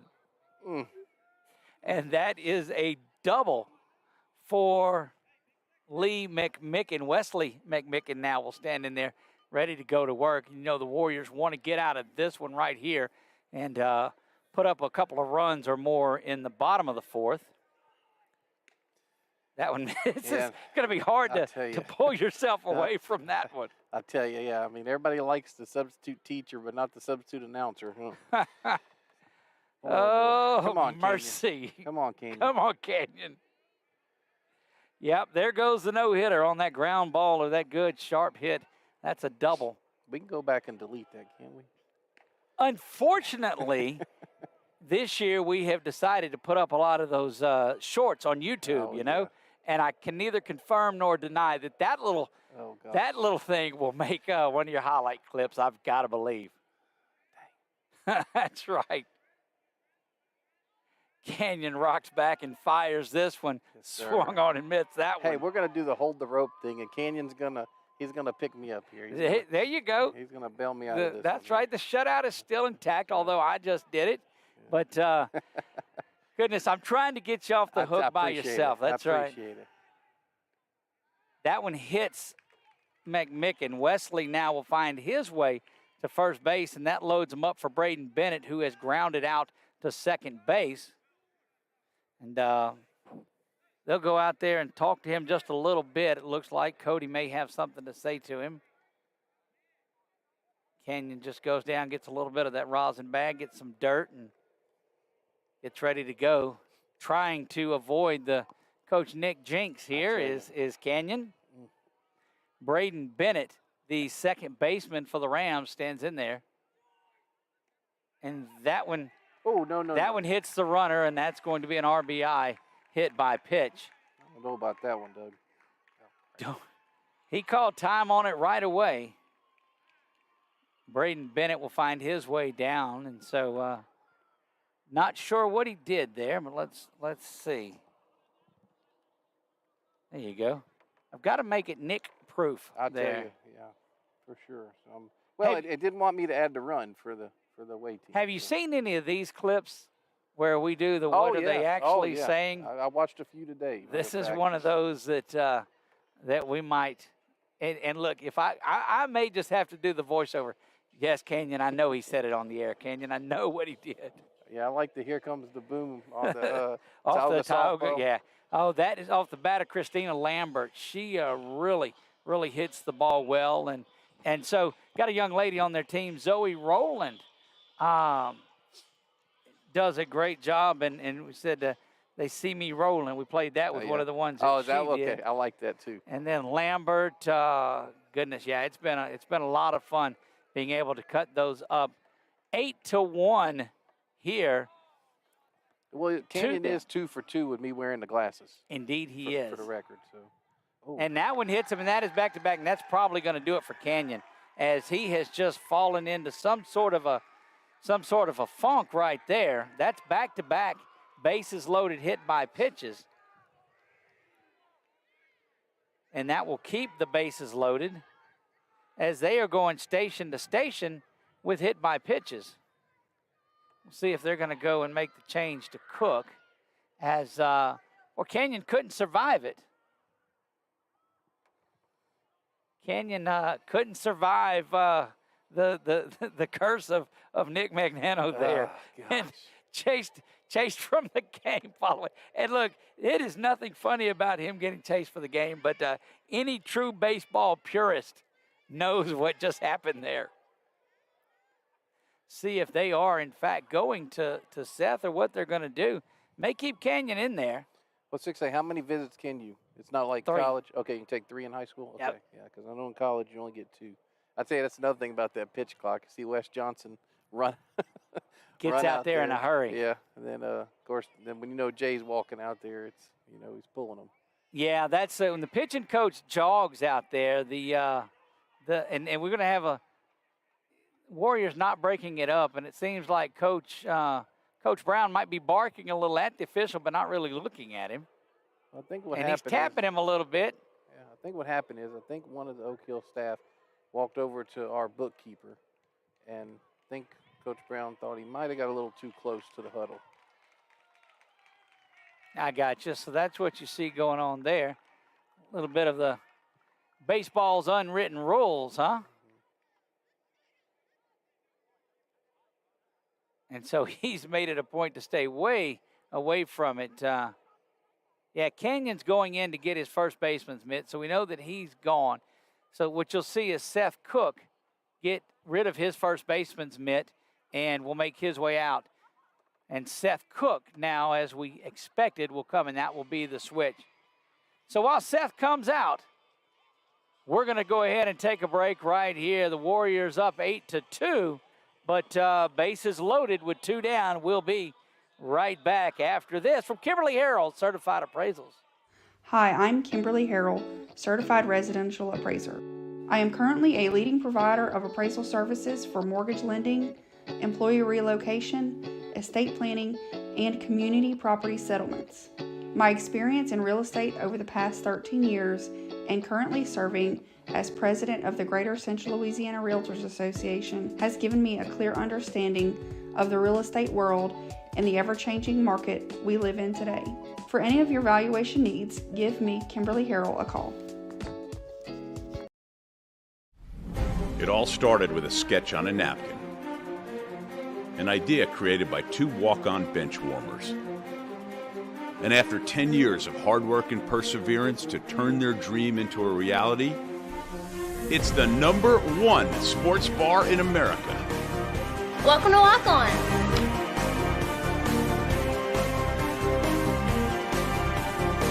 Walk-ons, because everyone needs a little playing time.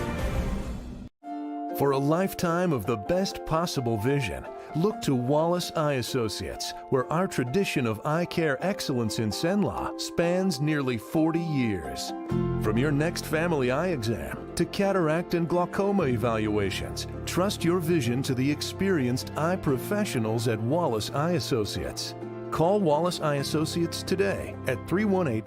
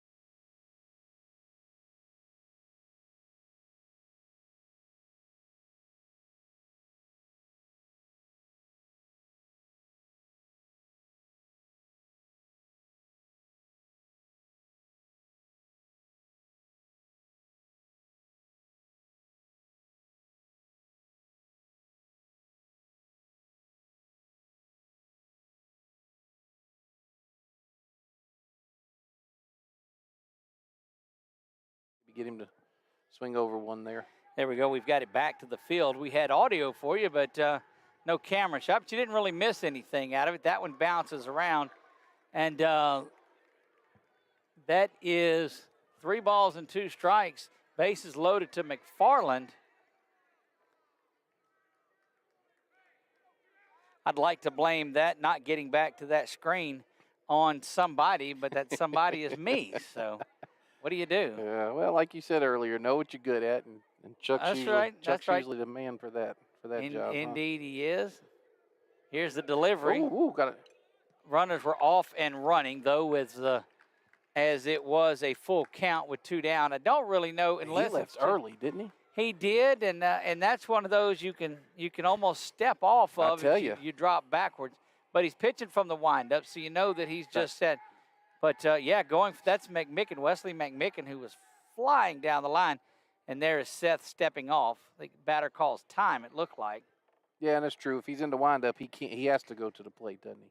Well, he can rock back a little bit and step off, but now he's quickly going to the plate, and that one misses inside, and that's going to be a bases-loaded walk. And now 3 have come around to score, all via the free pass. So RBI is starting to add up there, and just the lone hit in this one. And this will be catcher Tanner Cloud that stands in. Gets the shin guards off. Again, this thing got a little bit closer. It is 8-3 on your Wallace Eye Associates scoreboard. Here's the delivery from Cook. That was in there, strike 1, and that's a good job throwing that to the 9th man to bat. Tanner Cloud was retired 5-3. LJ got him to end the last inning, and that one is lifted foul and out of play, and 0-2 to Cloud, the Rams catcher. How bad of memories if I said Alan Glass? Right. Boy, that's some old school there. No balls, 2 strikes. 3 runs have come across, 2 via the hit by pitch. That run that walked in charged to Canyon right. Batter stepping out again. That is Cloud.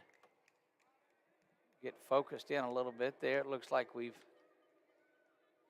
there you go. We may have to lighten things up just a bit. That one misses up.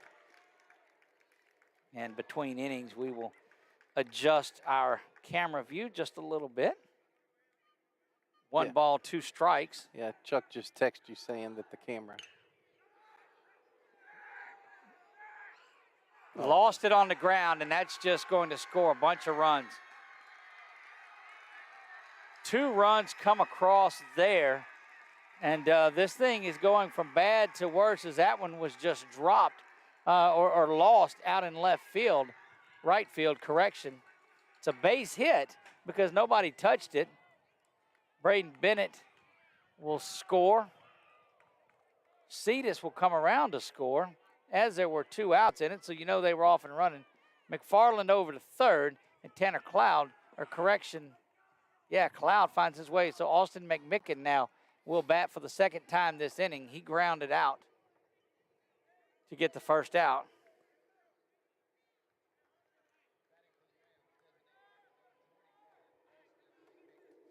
Austin McMicken, and 5 runs in the top of the 4th now for Oak Hill, and they are going anything but quietly into the night.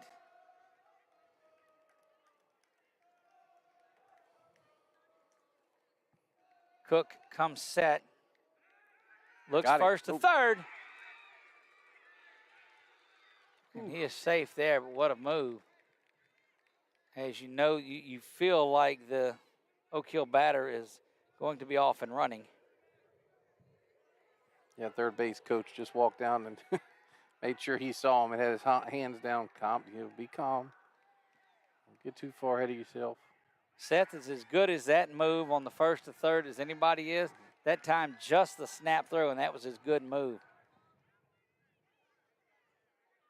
So all 5 of those runs charged to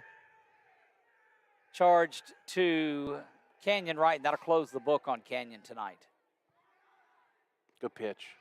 That one in there for the strike, as that messes up your book. Now when the 10th man has come to the plate, and you got to scoot things over.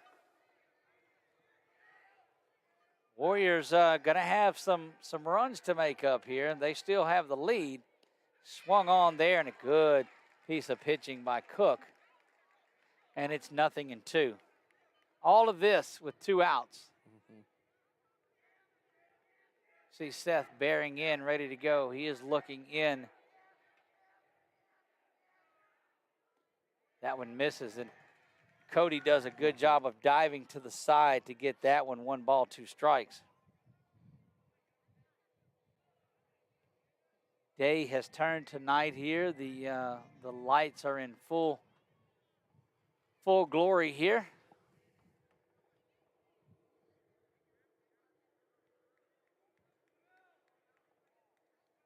That 1-2, right? 1 ball, 2 strikes, correct.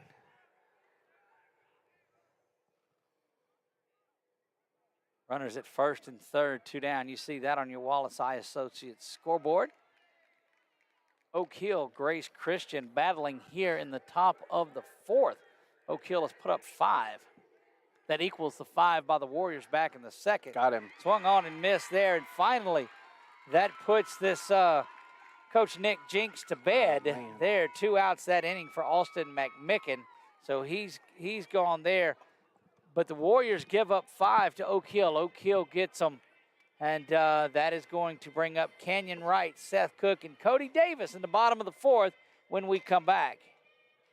In Central Louisiana, you might see me at the ballparks or soccer fields, or we might cross paths at the grocery store.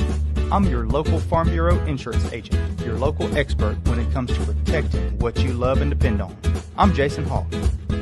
Learn more about how Farm Bureau Insurance can save you time and money. So talk to Hawk at 318-791-HAWK and let me help you protect your biggest investments. Real service, real people. Farm Bureau Insurance.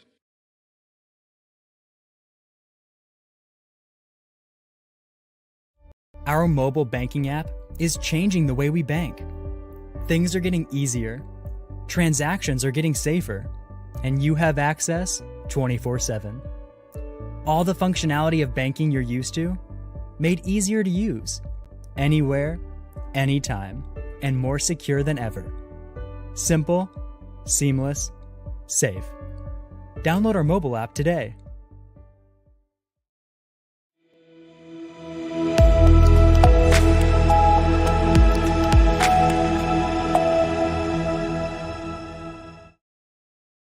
We are back, and you get a good look at the student section for the Warriors out here cheering on their Warriors, and they have seen this thing tighten up. You've got our scoreboard to tell you, but you don't know from the one that's out here, as that thing has went sideways up here. But we know here it is 8-5. Canyon Wright will lead things off. And look, Coach Nick, right to the shades. He's got Canyon with a couple of base hits on the night for wearing those. So we'll see what the super sophomore is able to do. Canyon stands in there, and his first shot that one's lifted right here where we're at. Way back, it's going to hit the wall and bounce around. And Canyon hustling in. It's going to be a play at second, but not in time. Canyon's there with his second double of the night. And boy, he got all of that one too. Just missed the home run. And Canyon Wright leads things off with a double. And did you see him turn and look at you when he was rounding first? Never thought I'd saw such as that. I've always. Oh, here we go. Here we go. That'll bring Seth Cook in there ready to go. Runner at second base is Canyon. Seth homered his last at bat. And Seth has driven this one way back. And Seth has done it again. Seth Cook back-to-back home runs.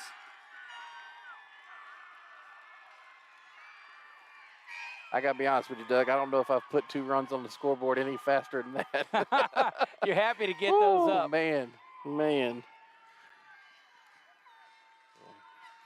Seth Cook pointing out to the crowd, and there you go. He gets back the 2 that he gave up. And great piece of hitting by Seth Cook. And they let him have it over there with the water bottle.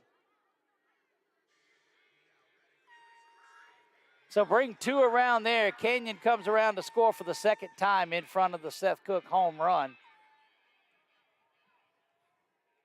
Seth and Canyon continue to do business. That is now 4 RBI on the night. Both have come via the long ball from Seth Cook.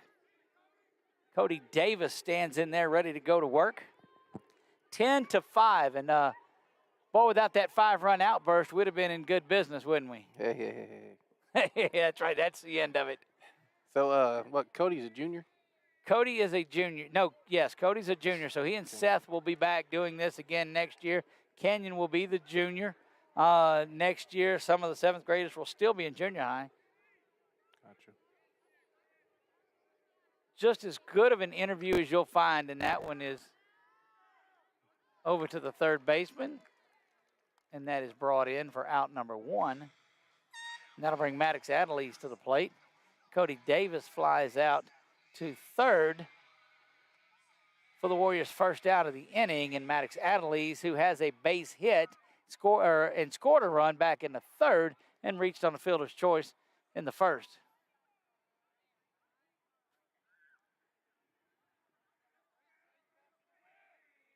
Here's the delivery to Adelise. That one misses outside.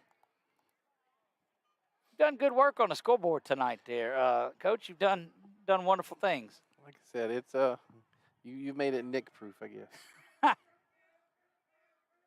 Say that last half of the inning kind of made me speechless. Hopefully we'll get this. Yes. That one back. And look, that's one thing that we've seen, and you've been around it enough to see this. When the Warriors start scoring, they try to get to that. And what we're talking about is getting to the 10 runs, of course. You want to save everything you got, but you want to end the inning early because you just saw Oak Hill put up 5 runs. And so you try to get out of a game as best you can. That would call for the Warriors putting up a 5 spot here and then coming back and holding Oak Hill. It's a lot of baseball to go, but you start looking at numbers. It was 5 runs on 2 hits, too, wasn't it? Yep. 2 runs scored on back-to-back bases loaded hit by pitches, and then a bases loaded hit by pitch. So, Coach, did you watch any of the ASL game that Sawyer Bonin from Good Samaritan Fellowship played? No, I didn't. All right, so he was MVP for the league for the year for the ASL championship. Comes up in the first inning. He's batting 3-hole, okay? And he's a Houston Cougar commit from the mound. Just to give you some back story on him. Comes up. That one is lifted. That's trouble. That's trouble. Oh, yeah. And it drops. Oh. Cody will make his way down to first, but it's foul. must be a burn spot in the grass because that That area is tough over there, isn't it? No, I thought it landed on this, but it must have been like I said, it must not be the line. Well, the line, they need to get one of them robot line painters, I guess, that do everything correctly. 2 balls, 2 strikes. So the first inning, 2 outs, nobody on base. We're going to go ahead and plug this battery in, dadgummit. Let's hand me that if you would. Nope, that might not be it. Nope, that's not it. We sure don't want, boy, Chuck would give me all kinds of grief for that. And let's see, we're going to get that plugged in. I'm going to let you take it for a minute, Coach. Yeah, it was 6-3 right there. Adelise grounded out. Second out of the inning. So we can get Brady. See if Brady can't pick him up here. 2 outs. You know, the Grace has scored a handful of runs this game with 2 outs, so he can't get a rally going here.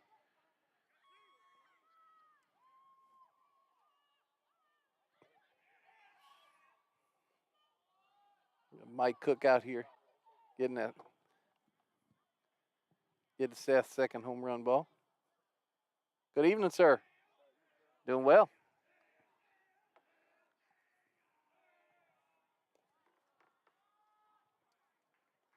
All right, I saved all kinds of chaos there. He's got that plugged in now. Boy, somewhere Chuck was sitting on the porch at the bed and breakfast just laughing at me there. So I lost my train of thought. We're talking Sawyer Bone and 2 outs here. First inning, I told you they intentionally walked him with 2 outs and nobody on. Oh, that's the guy. That's the guy. Okay. Third inning comes up, bases loaded. They walk him. Yes. 3 times intentional walks with the bases loaded. And that one is ground over to third. In time to first. Warriors pick up 2 runs. They went back-to-back innings with 2-run home runs from Seth Cook. And what a night. He is seeing the baseball very well tonight. And we'll see Seth trot back out onto the mound as Dad comes out here and receives both of those baseballs. We're going to take a break. When we come back, we'll move on to the top of the 5th. We'll do it right after this from BK Distributors. BK Distributors is proud to support high school athletics on 446 Sports. BK is the one-stop shop for trophies, banners, awards, letter jackets, and just about anything award-related. And now, welcome BK Apparel and BK Promotions to the family. For all your spirit apparel needs and anything you need to brand your business. When you think of anything you need with your name on it, think BK. Check them out on Facebook or at bkdistrib.com. BK Distributors, Apparel and Promotions in Pineville.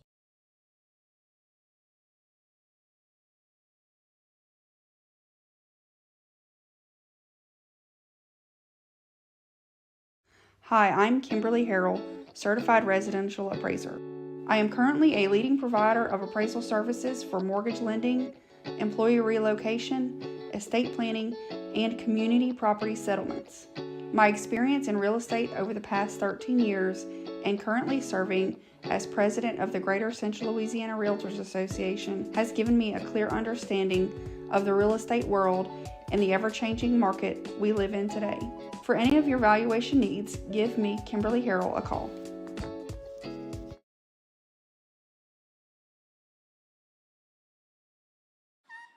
Back to live action we go. We are in the top of the 5th here now. Seth Cook makes his way back out onto the mound. And we'll flip the book over and see who we got. So Maddox ground out as I was scrambling to plug in there. Laptop was starting to die on me, and you don't want that. Jarrett Jowers will lead things off for Oak Hill. That one misses down low. And we'll make this the 5th. We've got to move our innings over as they batted around in that inning. 10 batters came to the plate. They scored 5 of them. That one in there, swung on, ball one, 1 ball, 1 strike. I think we're finally adjusted with everything now. Good looking pitch down in the basement area of the strike zone. 1 ball, 2 strikes. You can blame me for that one too. I got broad shoulders, so. We'll take it. It was good to visit with Mike Cook. He came out here, and that one is inside, and it hits on a 2-strike pitch. It hits Jarrett Jowers. Boy, that's not what you wanted to start off the inning when it looked like he had pretty good command, but just came inside on him. That'll bring Spencer Daniels to the box. I meant the computer, not the hit batter there. We are top 5 in this one. 1 runner on, nobody out here. That one is crushed back foul. That's in the spot where he had a bead on it. So the folks out in the Possums corner are watching this one, and they'll get it. They'll receive that big shout out on the delay that is here. Right. Chuck getting more coverage than he normally does. That's right. Takes moments like this, Chuck, to just prove your worth there, brother. Misses that one. And I bet we can get a shot. Coach, if you back up just a step, we're going to get a shot of the old Possums corner over there if we can see them. There they are, hanging out over there. They'll get a little FaceTime. And now we'll get back to action as all of those at home are getting seasick because of the way I spun that camera around. But there you have it. We're 1-2. 1 ball, 2 strikes. This is where Seth was last time when he hit Jowers. That one went up after that one and fouled it off. Count stays at 1 ball, 2 strikes. Look, that's the guys last week that cooked the steaks. And Coach Brown said, would you rather a hamburger or steaks? Like, don't ask me that question. There's questions you don't have to ask. But it came with potatoes and salad and beans and good pitch. Snap, throw down to first. Got him. Double play. The old strike him out, tag him out right there and good. And that young man is shaking up just a little bit. But take a look at Cody Davis, who just fired that ball to snap throw. And that is the 1-2-3 double play that you don't see that often. Well, let's make a deal now. We'll take my reel. We'll take my reel off, and we'll put that one on. Yeah, that's the short right there. I don't think so, Nick. Yeah, we need that one to go. We need that one to go viral. That was a really nice one. And look, my man Chuck getting a lot of you because it's normally I don't think so, Chuck. And it's one of those things. I mean, sorry about that. That one misses away. 1 ball, no strikes. The pitch was, kind of low and on the outside corner. And, I mean, it was just a perfect angle for Cody to make that play. 10-5, the Warriors lead it in the top of the 5th. Good momentum there on that double play. We'll see if that gets Seth ready to go, but he falls down 3-0 now to the next man up. Again, you see our sponsors rotating in the corner. Couldn't do anything without them, and that is I wonder if Cody said, hey, put him on and let me go and see if I can get him too. I don't think that's what he did, but Wesley McMicken will stand in there now, ready to go. So Chuck usually does He does all of this and that one is lifted out into the gap. There ain't no gap. That is Carson Courtright loses his hat, but he'll come back around and pick that one up. Good piece of work there. Carson Courtright comes in and gets that one to retire the Rams in the top half of the 5th. And we'll see him walk off. 10-5, the Warriors lead going to the bottom of the 5th when we come back. In Central Louisiana, you might see me at the ballparks or soccer fields, or we might cross paths at the grocery store. I'm your local Farm Bureau insurance agent, your local expert when it comes to protecting what you love and depend on. I'm Jason Hawk. Learn more about how Farm Bureau insurance can save you time and money. So talk to Hawk at 318-791-HAWK and let me help you protect your biggest investments. Real service, real people. Farm Bureau Insurance. It all started with a sketch on a napkin. An idea created by 2 walk-on bench warmers. And after 10 years of hard work and perseverance to turn their dream into a reality, it's the #1 sports bar in America. Welcome to Lock On.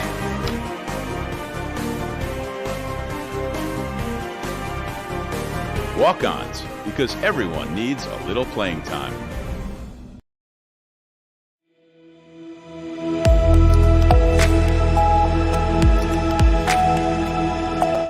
Merrill Blackburn Field here.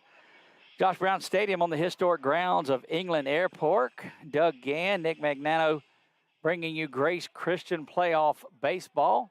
Warriors were leading 8-0, and then Oak Hill put up 5. Warriors got back 2 of those, and we'll see what they're able to do here as Brady McDaniel, who believe it doesn't, maybe. That's I think that's Carson, isn't it? Well, shouldn't be, but let's get in there and see. This is the eyes don't do well. No, that's Cooper Courtright is who okay. is in there. That was close. Right? Cooper Courtright pinch hitting for Brady McDaniel. And that's 1 ball and 1 strike. So Cooper comes in the 5th. 1-2, Doug. 1-2. 1 ball, 2 strikes. Get over in the right inning. There we go. And that is a strikeout and a drop third strike. So he's got to run that out. So you'll record that a strike, swinging, dropped third strike, and 2-3 on the putout.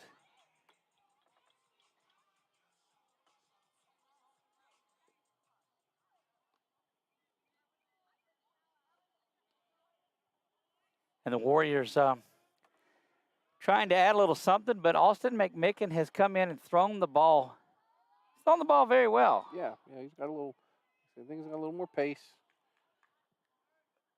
Not a bad. Jack Powell looks at that one in there, and that evens the count of the ball and a strike. Not a bad transition from, the first one to the second pitcher. Come in with a little more juice. Change things up a little bit on him, you're right. There's the delivery on this one. And that one just dropped down at the very last second. 1 ball, 2 strikes to Jack. That was close. Watched it through the binoculars, and it just had a little bit of tail at the very end.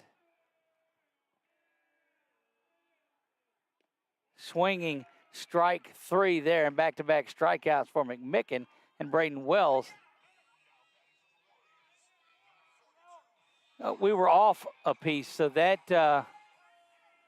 is Carson Courtright standing in there, so we were around just a bit. We had lost one in the shuffle somewhere, so Carson Courtright stands in there to bat with 2 outs. We'll see what kind of 2-out magic the Warriors have in store. As the Warriors leadoff hitter has had a productive game. He's been on base all 3 times, has an RBI on the night, and has scored a couple. Single and a double for Carson, and then had a big catch there in the last to end it in the top of the 5th. That curveball right in there for the strike.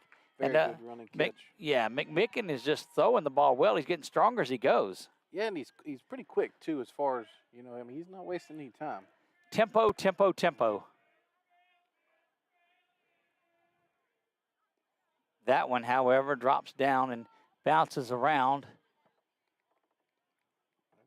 Get a runner on here, and let's see how he does out the stretch again.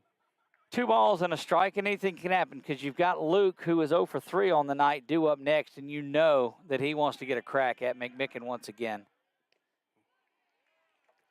2 balls, 2 strikes. Is that a changeup, Doug? It is. They take a little something off of it there. Still throws it with that same fastball motion, but doesn't have quite the velocity, and that's got these Warrior batters out in front of it. Here's the delivery once again. That one's right down the pipe, strike 3. So struck out looking, and that's, I believe, he was looking for that changeup right there and ended up catching the fastball, and you can't look changeup and have to adjust for the fastball. We'll be back right after this from Fatburger.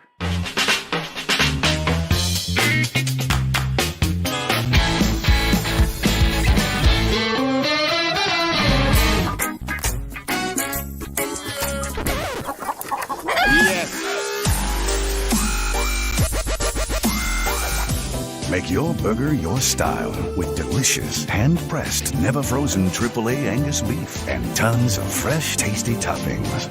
Fatburger. Great taste sounds good, doesn't it?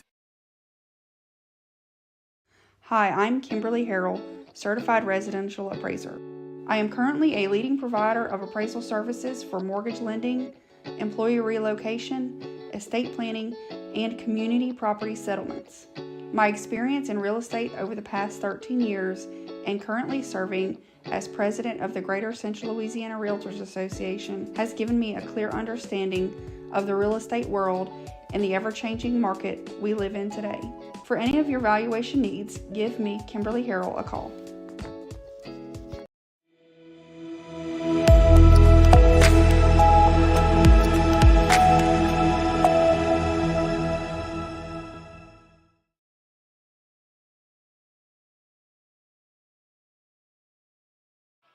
We are back to Merrill Blackburn Field here, Josh Brown Stadium. The top of the 6th we go. And Braden Bennett, we believe, if we didn't get sideways on it. This is a 10-5. Warriors lead this one over their rival, the Oak Hill Rams. That one fouled back. Strike one. And Cody going out there quickly to talk to Seth, and we're not sure what happened there. Maybe crossed up on the pitch that they were expecting. You want some SEC baseball scores? Let's have it. We got Florida and Texas A&M. Florida 6-5, bottom of the 8th. LSU winning top of 9th, 3-0 over Auburn. That's Skeens on the hill, and that one's Skeens. Arkansas 6-2, bottom of 9th over Mississippi State. Oops, sorry about that. Up high it goes. Got ball 1-1. Okay. Vanderbilt 4-1 over Alabama, the bottom of the 7th. And then finals are Tennessee over Georgia, Kentucky over South Carolina, and Missouri over Ole Miss. There you have it, a look around the SEC. Thank you, Nick. Right down the pipe for strike number 2. With Tennessee's on the roll. Yes, they are making that run. Look, the top 10 littered with SEC teams. Strikeout looking. Good pitch. And that's what you want to do. If you're Seth Cook, come out there and announce your presence with authority, as Nuke LaLoosh said. If you can't bring out a Bull Durham reference in a game, what good is doing the game? Riley Cetus stands in. Riley has scored 1 run in the game. He's reached on a fielder's choice, so he is 0 for 2, but has a run scored. Swung on and missed that one.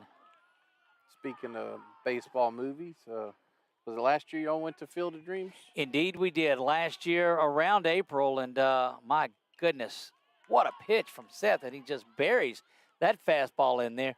What a windy, windy day. And, you know, because it's so cold up there, of course, the corn wasn't out yet. They hadn't planted yet. So all of the pictures that you see of the Warriors walking out of the corn, a la Photoshop there. But what a great experience. That was, gosh, a lot of hours on the road. And we found out one thing. Don't stop in Illinois for gas. Probably about $1.50 a gallon higher with all of the taxes they have. Here's the delivery. Swung on and missed that one and down on strikes. Back-to-back strikeouts for Cook. And we go back to the top and Devin McFarland. What a great time it was to go down there. Chuck and I loaded up the Santa Fe, and away we went and drove through the night and got there. Got to meet Dwyer Brown up there. He played the dad in Field of Dreams. And so it's great. He's opened up a museum there, and our dollar bill hangs in that museum as we had the very first purchase out of there. Oh, that's neat. So great time, and got to see the basilica that's up there and all of that Midwestern wind that they talk so much about. And is it what Frank Thomas is doing? Frank Thomas bought the area. Yeah, he owns it. He's partnership in the owners up there, and they're putting some big complexes up there to play travel ball around that way, but would not deal with the integrity of that Field of Dreams area with the house and the museum and all of those things. Did not play the Major League game there this year. Aren't going to do it. Played 2 in a row. You remember that classic one with the Yankees and, Yankees and whoever they played, White Sox? I think it was. Yeah. And what a classic battle that was. 2 years ago? Yeah. 3 years ago now, I guess. That one misses up high, or as Bob Uecker would say, just a bit outside. 3 balls and a strike. Well, you bringing up all the baseball movies. Look, I can't tell you. My wife can call me when I leave work at 5 o'clock and I will have forgotten what I was supposed to stop by the store for at 5:20 when I get home. But I can remember a part from movies from way back, from bygone eras. Oh yeah, what's the making a list and then can't remember where you put the list? Oh my goodness. I've been there. Been there for I've sure. retraced a lot of steps to try to remember what I was doing. Full count delivery. Cook with a couple of strikeouts in a row. This time he slips off of the mound and goes down there. They'll check on him, make sure he's okay. But down to first base on the free pass goes McFarland, and Tanner Cloud will stand in there. That was awkward, wasn't it? Indeed it was. Tanner Cloud, the catcher for this Oak Hill Rams team, stands in there ready to go. You have Cooper checked in over here in right field. That's right. There he is. Cooper Courtwright, the freshman, stands in there. So it'll be another long line of years of keeping the book for Nicole and Jess Courtwright. Ground ball is over to Braden Wells. He's going to zip it over to first in time, and that will retire the side. Stayed back on the routine ground ball, and that will do it. They hold the Rams off of the board here, and that's going to do it for the bottom of the sixth. They're the top of the sixth. When we come back, the Orioles will see what they can do after this word from Balex Federal Credit Union, our title sponsor. Our mobile banking app is changing the way we bank. Things are getting easier, transactions are getting safer, and you have access 24/7. All the functionality of banking you're used to, made easier to use, anywhere, anytime, and more secure than ever. Simple, seamless, safe. Download our mobile app today.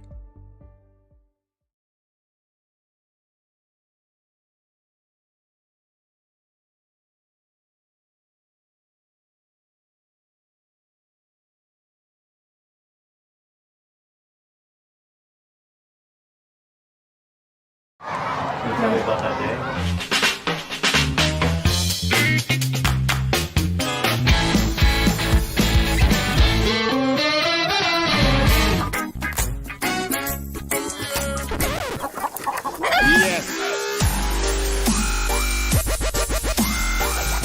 Make your burger your style with delicious, hand-pressed, never-frozen AAA Angus beef and tons of fresh, tasty toppings.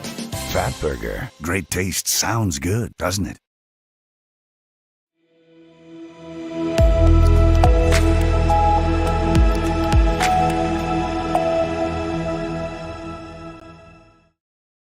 Problem with Back to the field we go, yes. Only problem with what? that's the only problem with that is when you're a player and you go up there for a tournament, you don't sightsee. That's So- exactly right. You're just up there to play. That's the Warriors have done a couple of those trips. You know, they played back in 2017 at Minute Maid Park. Went there and played that one. That was a good game.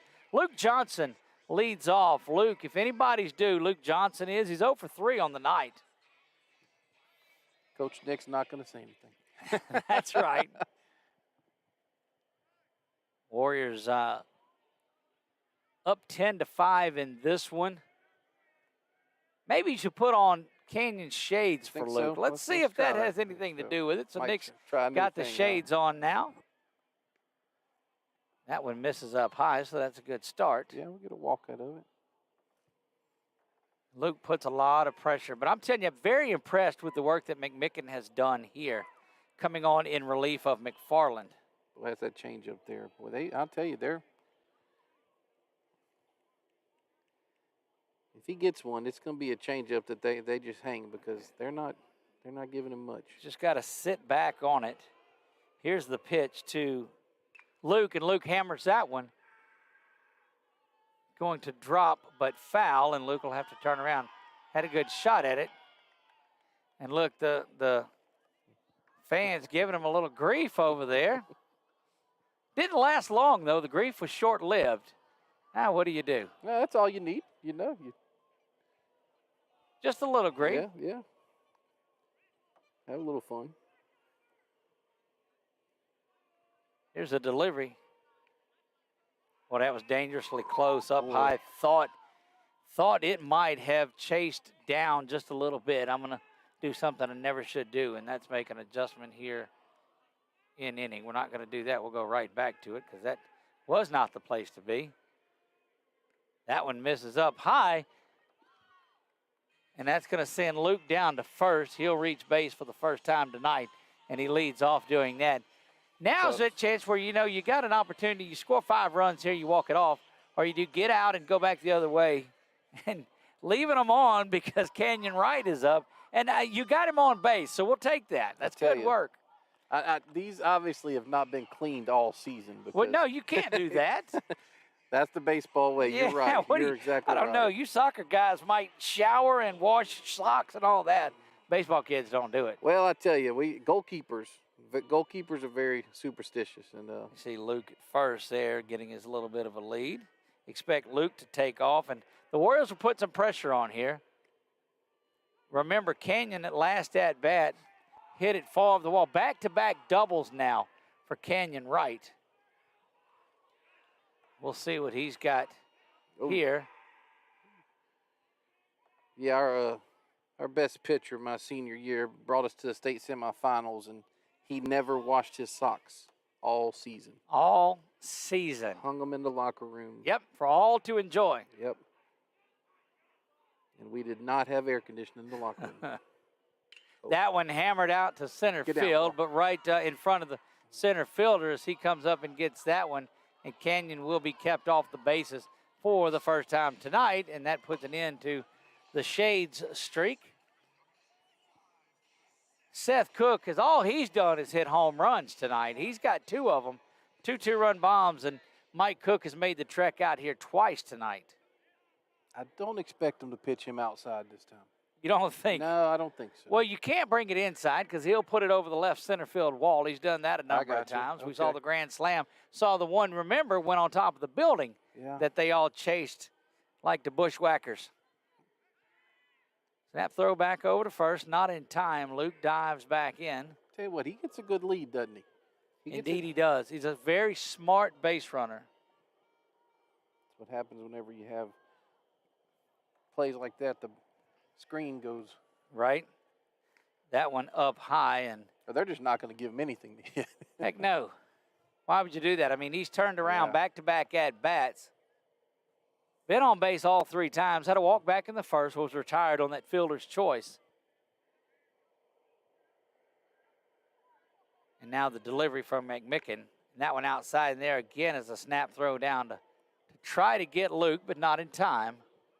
And it's 2 balls and no strikes. So this could be one of those intentional walks, because Seth has just been seeing the baseball well. Don't forget, stick around for the postgame show. It'll be the Warrior Roundup. The Warrior Wrap-Up show. That one is pushed foul and out of play, and somehow finds another window out there. I tell you what, the car that's driving up. It stopped. Oh, mercy. They're either getting very nosy or that ball might have got them. Who's going to pay for this? Nobody. Seth pushes that. You better keep going this time if you're out there.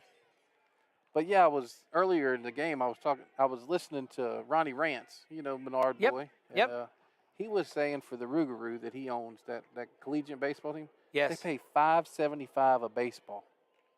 Yeah, baseballs are high. And so they're out shagging those baseballs as best they can. The Rougarou. Full count to Cook.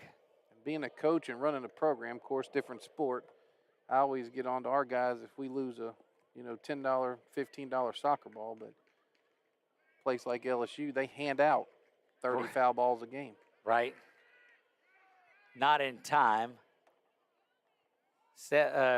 Luke gets a hand in there, and you see Luke over at first base. Gets him a good lead. He's measured it off. And you remember, Coach, in your days playing there, you want to get a lead where you're able to lead and dive back in. That's the lead you want. You want to dive. That's it. If you haven't, you need to get another step, another half a step. 10-5, this game has gotten to a little over 2 hours long here. We started 6:31 was first pitch. 2 hours and 12 minutes into this one. Luke off and going, but it's going to be ball 4, so he'll comfortably ease down in.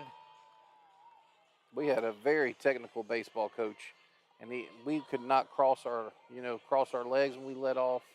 It had to be. Oh no, you got to step. You got to bring the feet together. That's correct. There's been many a men that has been thrown out when the legs were crossed. Cody Davis, the Warrior backstop, stands in there. Cody has flied out a couple of times, has been 0 for 3 on the night. And they're talking it over is Cloud and McMicken. And we'll get back, give you a look around the horn. There is Luke on second base. Over at first via the base on balls is Seth Cook. And we'll get measured in real quick. Yeah, there we go. That one misses up high. Go ahead. I'll tell you something else that's kind of changed so much is all the elbow pads, and I think Luke's wearing that pad on his hand, that protector on his hand. The oven mitt. Yeah, the oven mitt. I mean, we could barely afford batting gloves. If you had 1 or 2 pieces of tape around the wrist, you were doing something. And now you look at a Carson Courtright, he's taped up all over, and he's got his sayings and his writings on there. Yeah. So the Warriors have a chance if they could mess around and put up 5 runs here in the bottom of the 6th, but still a 5-run cushion. Time is called, and that's a pretty nifty pitch that was thrown in there, but Cody Davis had enough of waiting around. Big weekend plan for you, Nick? We're going to do a little work at Grace tomorrow in the morning, do a little cleanup day, and my little sister runs a nonprofit. We're going to get some crawfish from her, fundraiser after that, and go home. And first crawfish of the season for us. Can I tell you that I had it 3 times last week and you not get aggravated? Doesn't bother me. That'll bother Marlene. She's the crawfish person. We had it once in Baton Rouge earlier in the week. Had it at our 5th Saturday Market Crawfish Bowl on Saturday. Okay. And then cooked it for Noah's birthday on Sunday, which was a little early. We've been boiling crawfish for Noah on his birthday for many, many years. That's good. I usually wait until they go down, after Easter, Mother's Day. The post-Easter and Mother's Day drop down is huge. Right. And then we boil a lot after that. Good eye. That one misses low. Now the market that you were talking about. 5th Saturday Market down on Main Street. That's correct. Yeah, last time I was there, Miss Debbie at Debbie's Meat Pies had named something after you. The chicken and Dougling pie. That's correct. Debbie Gilly has Debbie's Meat Pie. Good Tioga folks. And we've been after her for all the years that we were doing the markets. I said, you need a chicken and dumpling pie. And I said, look, when you do, let's call it the chicken and Dougling.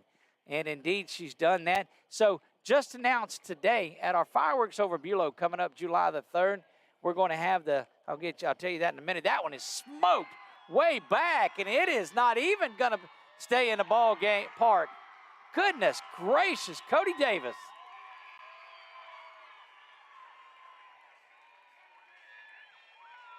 Cody just put a charge in that one and stayed around and watched a little bit of it.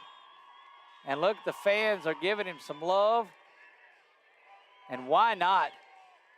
Warrior catcher hit that one just about as hard as I've seen one hit. My goodness, what a bomb that was. See, you get chicken and Douglings and you start just talking about things. That's right.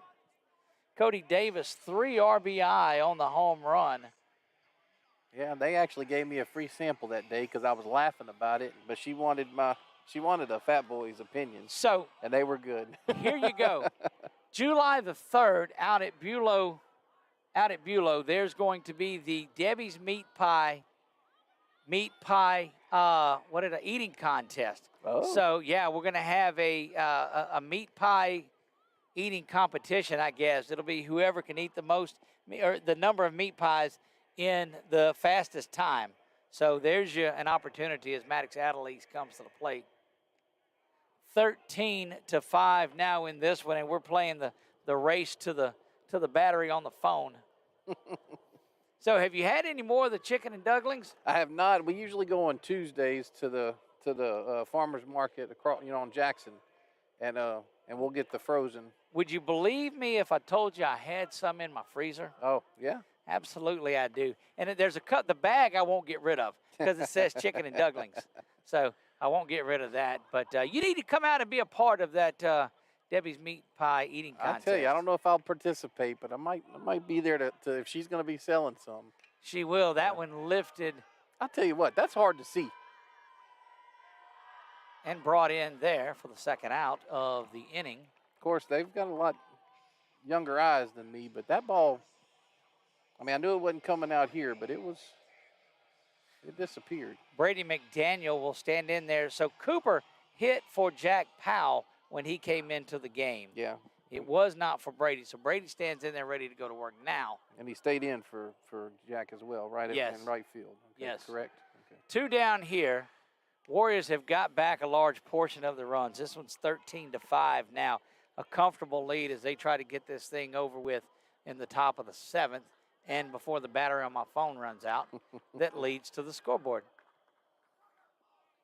So the left half of my power strip, that one's in there for a strike.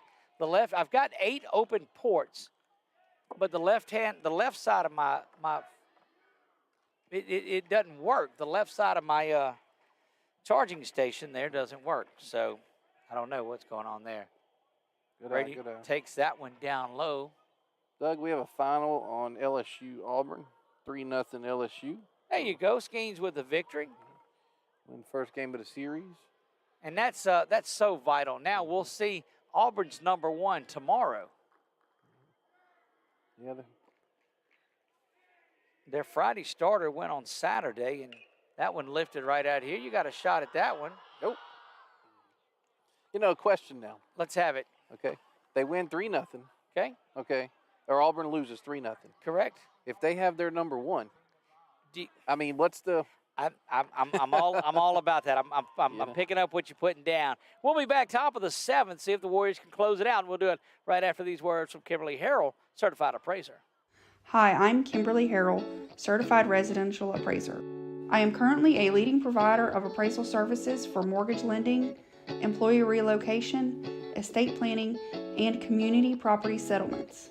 My experience in real estate over the past 13 years and currently serving as president of the Greater Central Louisiana Realtors Association has given me a clear understanding of the real estate world and the ever-changing market we live in today.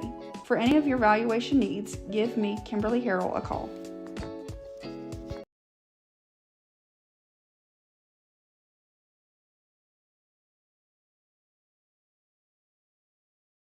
BK Distributors is proud to support high school athletics on 446 Sports. BK is the one-stop shop for trophies, banners, awards, letter jackets, and just about anything award-related. And now, welcome BK Apparel and BK Promotions to the family. For all your spirit apparel needs and anything you need to brand your business. When you think of anything you need with your name on it, think BK. Check them out on Facebook or at bkdistrib.com. BK Distributors, apparel.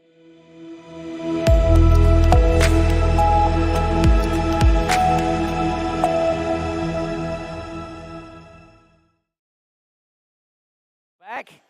There you see it. The Warriors, Seth Cook on the hill trying to shut this thing down out there on the hill. Austin McMicken, who came on and has just pitched wonderfully down the way. He gave up 3 runs right there, but he'll lead things off. Swung on and missed. And Seth has really been bearing down. Struck out 4 now that he's been in there. And getting stronger as he goes. Struck out struck out 3 that last inning and is starting off firing BBs now 0-2. And that one is strike 3 looking. So, Coach, you talked about it earlier. The issues or struggles or time it took to adapt in the first inning. Would it hurt Cody here? And he's done. And look at how he's settled down after everything. Yeah. This is Jarrett Jowers who stands in there and promptly lines that one to center field, and Carson Courtright has it. Fields that one from down on not one knee, but both. Terrible camera work, but I see at least you saw the ball go up the middle. And we'll back out just a little bit and let you get a good look at all of it. So Jowers goes to first. And Spencer Daniels will stand in there, strikeout victim tonight. Got a pop on that mid, doesn't he? Yeah, you can, when you hear the strike, that lets you know about it. About you throw a ground ball here and get out of this thing. That one is down low. You roll a double play here, that'd be sweet. The Warriors have a number of double plays on the year. Like to see that twin killing here. Been a pleasure bringing you Grace Christian quarterfinal baseball. They look poised to make their trip down to Sulphur. That one bounces around, heading down into second base. Cody still got a shot. That's what I told you. You've really got to be going on a ball that is hit back to the that gets past, because Cody will come up and try to get you. Fresh off that 3-run home run as well. So 3 balls and no strikes. Of course, I'm sure Oak Hill's used to playing here, but I would imagine that's a good home field advantage for people who don't know. Indeed it is, and that one finds the strike zone at 3-0, and now it is 3 balls and a strike. A lot of guys would have just been kind of half-pace jogging to second on a pass ball like that. And would have been back in the dugout. Ball up high, and we've seen them there throughout the day, so it's been there. Runners at first and second now, so even the pass ball, he would have had the same thing. Now, Lee McMicken stands in there. He's got a run scored back in the 4th, is when part of that 5-run inning. That's the only inning that Oak Hill has scored any runs.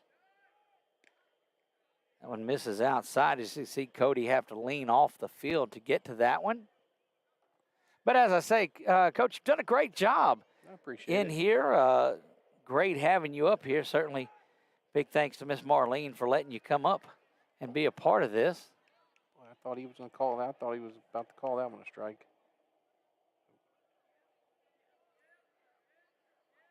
Warriors trying to put the finishing touches on this one tonight. And still bobbled around and gets back to the dugout. They're back to the backstop, and runners advance. They move up 90 feet. And again, the double play is out of order here. A 3-0 count, Doug. 3 balls, no strikes. And Seth, following that first strikeout, has thrown a number, and that one high and off the backstop. Still just a ball 4, and that loads the bases up for Wesley McMicken, who has flown out to center field. He had that one on that good long run from Carson Courtright back in the 5th. Has reached on a hit by pitch, one of those hit by pitch with the bases loaded. Lifts the arms up and lets that one go underneath, but now that is starting to become an issue. The ball's out of the strike zone, but you see, look how quick that Seth goes to work. He wants that baseball back. Might be an opportunity to go out there and slow him down just a little bit. Yeah, calm him down a little bit, huh? The chase for the plug is on now to keep the phone charged up. So, Chuck, I do have my charger. It's plugged in. I just didn't realize I had it plugged in to the USB side of it. 3-0, and that'll get a visit from his battery mate, Cody Davis, to come out. And they're looking at Coach Brown like maybe Seth's feeling a little something. I don't know. He'll go back. He's looking into the dugout, though. Oftentimes when you look into the dugout, that's a sign that maybe something just doesn't feel right. I wonder if it's not a sign. I wonder if it's not something with the signs. You know, do they change? I mean, when You it's don't. runner on You second, won't see them now. With runners at second and third, you wouldn't normally. You may get a change there. Gotcha. That one inside and hits him, and that's an RBI hit by pitch for Wesley McMicken, and that's the second one of those tonight that he has had. He's got an RBI via a bases loaded hit by pitch. 13-6 now. Is that 4 that came in on hit by pitch, or 3? That is 3 3? that have scored via the bases loaded hit by pitch. And that will bring Braden Bennett to the hill. He scored once, struck out his last time, ground out to second, back in the second. And we need one of those ground balls to second base, and let's wrap this dang thing up. That one down low, but a strike is there. Here's the delivery. He's on the stretch on this one. Well, when you get the bases loaded like that, you don't expect the runner going anywhere from third base, and there's nowhere for the runners at first and second to go. Quickly back to work, and that one is fouled back after 2 quick strikes. Look how quick Cody gets that ball back to Seth, and Seth quickly gets on the hill and gets ready to go to work. 9 o'clock hour right upon us, 2.5 hours into this one, and that is going to be a strikeout swinging. And 2 outs in the inning, and the Warriors are 1 out away from heading to Sulphur, a return trip down to Sulphur, an attempt at another state title. You know, they won it back in 2017, have been runners-up a number of years. They would like to get back down there. Riley Cetus stands in the way, and he struck out his last time up at bat. Seth bears in and delivers this one. Swung on, ground up the middle. It's going to be handled here, and that's thrown in there to second base, and that's going to do it. And the Warriors will make their trip down to Sulphur. But let me tell you, a little bit of difference here. There's no dogpiling. There's no any of that. You did what you're supposed to do. You get down to Sulphur, and you take care of business. Coach, wonderful, wonderful work. We appreciate everything that you did out here for us today. Give me your thoughts on this one. I tell you, I'm glad, glad I was able to be out here. A lot of fun. I tell you, it's hard to beat somebody 3 times in a year, especially somebody you know really well. So, like you said, they did their job.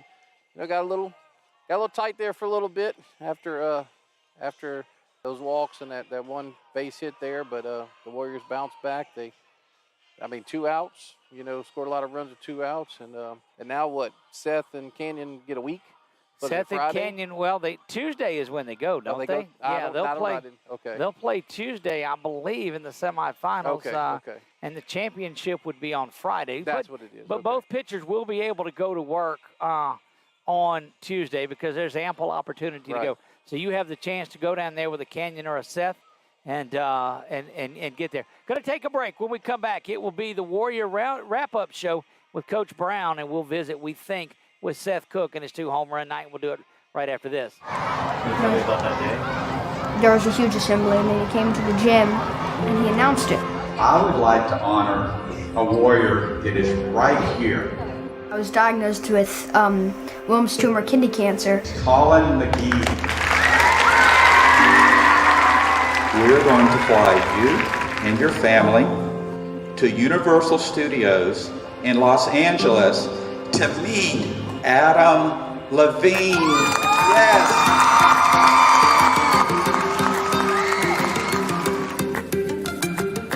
I got there, and then we went to Santa Monica Pier, and the water felt good, and I found a bunch of cool rocks. And then we went to The Voice the next day. I got to meet Adam Levine after the show, which was amazing. I'm Bob Giles, and I believe every business should give back. Join me at gilesgivesback.com. Hi, I'm Kimberly Harrell, Certified Residential Appraiser. I am currently a leading provider of appraisal services for mortgage lending, employee relocation, estate planning, and community property settlements. My experience in real estate over the past 13 years and currently serving as president of the Greater Central Louisiana Realtors Association has given me a clear understanding of the real estate world and the ever-changing market we live in today. For any of your valuation needs, give me, Kimberly Harrell, a call. It all started with a sketch on a napkin. An idea created by 2 walk-on bench warmers. And after 10 years of hard work and perseverance to turn their dream into a reality, it's the #1 sports bar in America. Welcome to Lock On.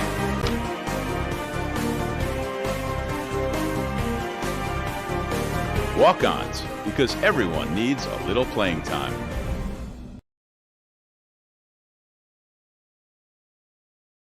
Our mobile banking app is changing the way we bank. Things are getting easier, transactions are getting safer, and you have access 24/7. All the functionality of banking you're used to, made easier to use. Anywhere, anytime, and more secure than ever. Simple, seamless, safe. Download our mobile app today. In Central Louisiana, you might see me at the ballparks or soccer fields, or we might cross paths at the grocery store. I'm your local Farm Bureau insurance agent, your local expert when it comes to protecting what you love and depend on. I'm Jason Hawk. Learn more about how Farm Bureau insurance can save you time and money. So talk to Hawk at 318-791-HAWK and let me help you protect your biggest investments. Real service, real people. Farm Bureau Insurance.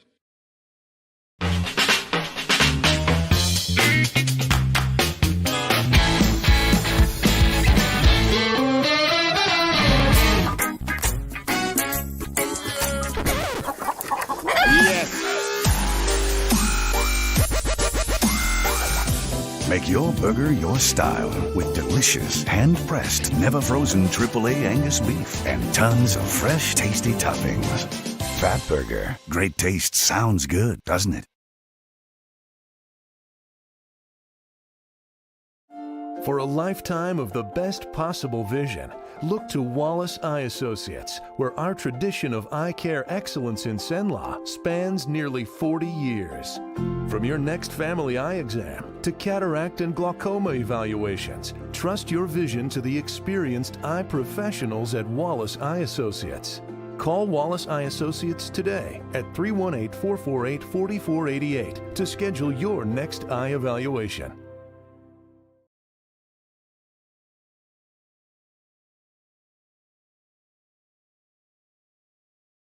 Back for the Warrior wrap-up show. I am Doug Gann. We'll see what happened to us there. Somehow that button got pushed, so we'll go back to that one. There you go. We faded to black, but you see the Warriors out there following. We'll look over. The game was started on the hill by Devin McFarland. He got chased in that 5-run second inning, and Austin McMicken came in following that and did a pretty good job, allowed a couple of runs towards the tail end of it. Yeah, and I think he'll holler at Seth, if you will. That's who he's bringing, okay. So we're going to get an opportunity. He's got Seth and Cody, and look, we're getting kind of used to those guys coming out here and visiting with us, without a doubt. And so there you go. And we'll do our best to see if we can get them onto the camera. Nick, I'll let you keep an eye on that and see where they're at. Make sure our audio didn't go away. We're still on it there. You may have to tilt down a little bit on them. There you go. That'll be perfect. We're joined now. We'll let Coach Brown grab the headset and step back about 2 feet next to Cody where you're at, because the camera's, there you go. We're down here with the victorious head coach, Josh Brown. And, Coach, exactly what you wanted following a 2-week layoff. You guys came out there and you got good pitching and you got good hitting out of it. We did, absolutely. I'm proud of the guys, man. We worked hard in practice the last couple of weeks, and, credit to our guys. They know what time it is. We play for May, and we're going to show up and do that. Look, indeed you did. Came out and got 1 run in the first inning, but jumped up for 5 in that second, and it was just – at that point, you said, okay, here we go, and it was back to business as usual. Exactly, and, LJ didn't have the best night, but the other guys had his back, and one thing about it, scoring that run early in the first inning is key. Anytime Carson's on, we're probably gonna go. We're gonna make people throw him out. He's very good on the bases, and then Seth coming through with a huge home run, and then doing it again later, and like I said, Cody Davis coming up with a huge 3-run bomb, and then hey, you got 7th grader coming through. Yep. Carson Courtright hitting one down the line. It's just a great team effort. That one Cody hit was about as far as one that I've seen. He hammered it, and it was a no-doubter because he just puts that bat down and just hangs out a little while and sees that one go. Yeah, he likes that new bat that they forgot in Manny that Coach Brown had to go get. So I think they need to treat me to some food this week. Well, somebody that needs treats. So Coach Nick was on the broadcast with us, okay? Awesome. And I've got to bring this point up, Coach, and he's not going to like that. Canyon's rolling along, no hitter. He's throwing around, and he looks at me and he says, "How many hits does Canyon give up?" I said, "I'm not answering it." 5 runs later, and Canyon's back on first base. So we'll address that with him. But let me get it over to Cody and to Seth, and we'll talk to them just a minute. Joined by the junior catcher, Cody Davis. And, Cody, we've talked about this before. You're not going to let Seth outdo you up there at the plate. Never. He came over, he hit that first one, and then he hit the second one, and then he was up bat at 30. I was like, oh, my God, I'm going to be so mad if he hits another one. Did you give him any grief for not being able to pull the ball out of the park but hitting it all oppo? No, because I ain't been too good hitting it oppo, so I just let him do it. So you let him have that one. Well, yeah. Great job, and a good job back there taking care of your pitchers. It looked like things got a little sloppy at a couple of times, but you're able to go out there and just rein them in. When you're catching Seth and Canyon in the same night, it's a good night. Yeah, no, Canyon came in and did really, really good, and then, just, you start walking, and, I mean, you look at the books, it probably shows you walk people, they score runs. Absolutely, it does, and that's such a good point. At what point did you know that ball you hit was gone? I heard it like off the bat, like with the sound. I heard it. I knew it was gone. Well, we got you. We got you hanging around there at home for just a minute. Let's talk to Seth just a minute. We'll talk to him about those. Thank you, Cody, for doing that. Seth Cook joins us now on the show. And Seth, big night for you. Had a couple of long fly balls out of there, and that had to feel good. Look, I don't know who was more tired, you from running the bases or your dad from coming out here and getting the home run balls, but he had to stop and rest before he went back on the second one. Look, I got him there. That's right. No, but it just you felt it tonight, it seems like. I was just trying. Honestly, my first at-bat, I was kind of struggling. I ended up walking, but I was kind of struggling. I was out front, and I got to talking with Coach Ladner, and he was just like, hey, keep thinking right side. And then the next at-bat, I hit another. Well, look, that's a good voice to hear from. He hit a lot of home runs out of here in his time when he was here. And so you guys come out and you took care of business on there. You had the long layoff.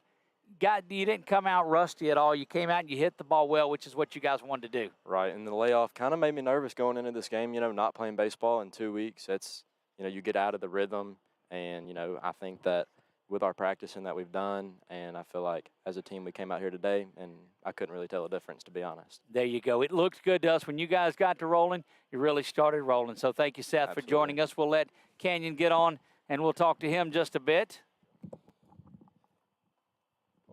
Canyon Wright joins us here, and I got to get these back on. See, that's we got to change. And I let Coach Nick wear them. Let me tell you what happened with Coach Nick. He wore them for the first 3 at-bats, and you had the single and the 2 doubles out of the deal. And so Luke had struggled a little bit, so he put them on for Luke, and then you didn't get a hit. So we blame Coach Nick. Really got you tonight. Don't go back and watch the tape. Well, you'll see the reels that come up later. But you felt good out there tonight on the hill, it looked like. Yes, sir. I did. What did you see in that Oak Hill team that gave you the confidence to go get them? Just how I've been pitching and going after people, relying on my defense to work. That's what gives me the confidence to go out there. How cool is it to watch the way that Seth and Cody hit the ball tonight? The long and just the fun that all of you guys are having. It's ecstatic when we see balls flying out of here. Everybody gets up in the dugout. Everybody gets hyped. That one he hit off the scoreboard wasn't bad. I couldn't find the dent that he put in there, but Coach Brown may have to get a new scoreboard when this one over. Congratulations on a big night tonight for you. Thank you. There you go. Canyon Wright joined us. We'll make our way over to somebody that is probably the most shy person on the team. That's Carson Courtright. Carson joins us. And Carson, it sounds like a broken record when we talk to you, but you get on base to start the game off. You're going to get a walks as good as a triple. You're going to get there, and you're putting pressure on. Getting that first run of the game really fuels you guys. So take me through that first at-bat and that first trip around the bases.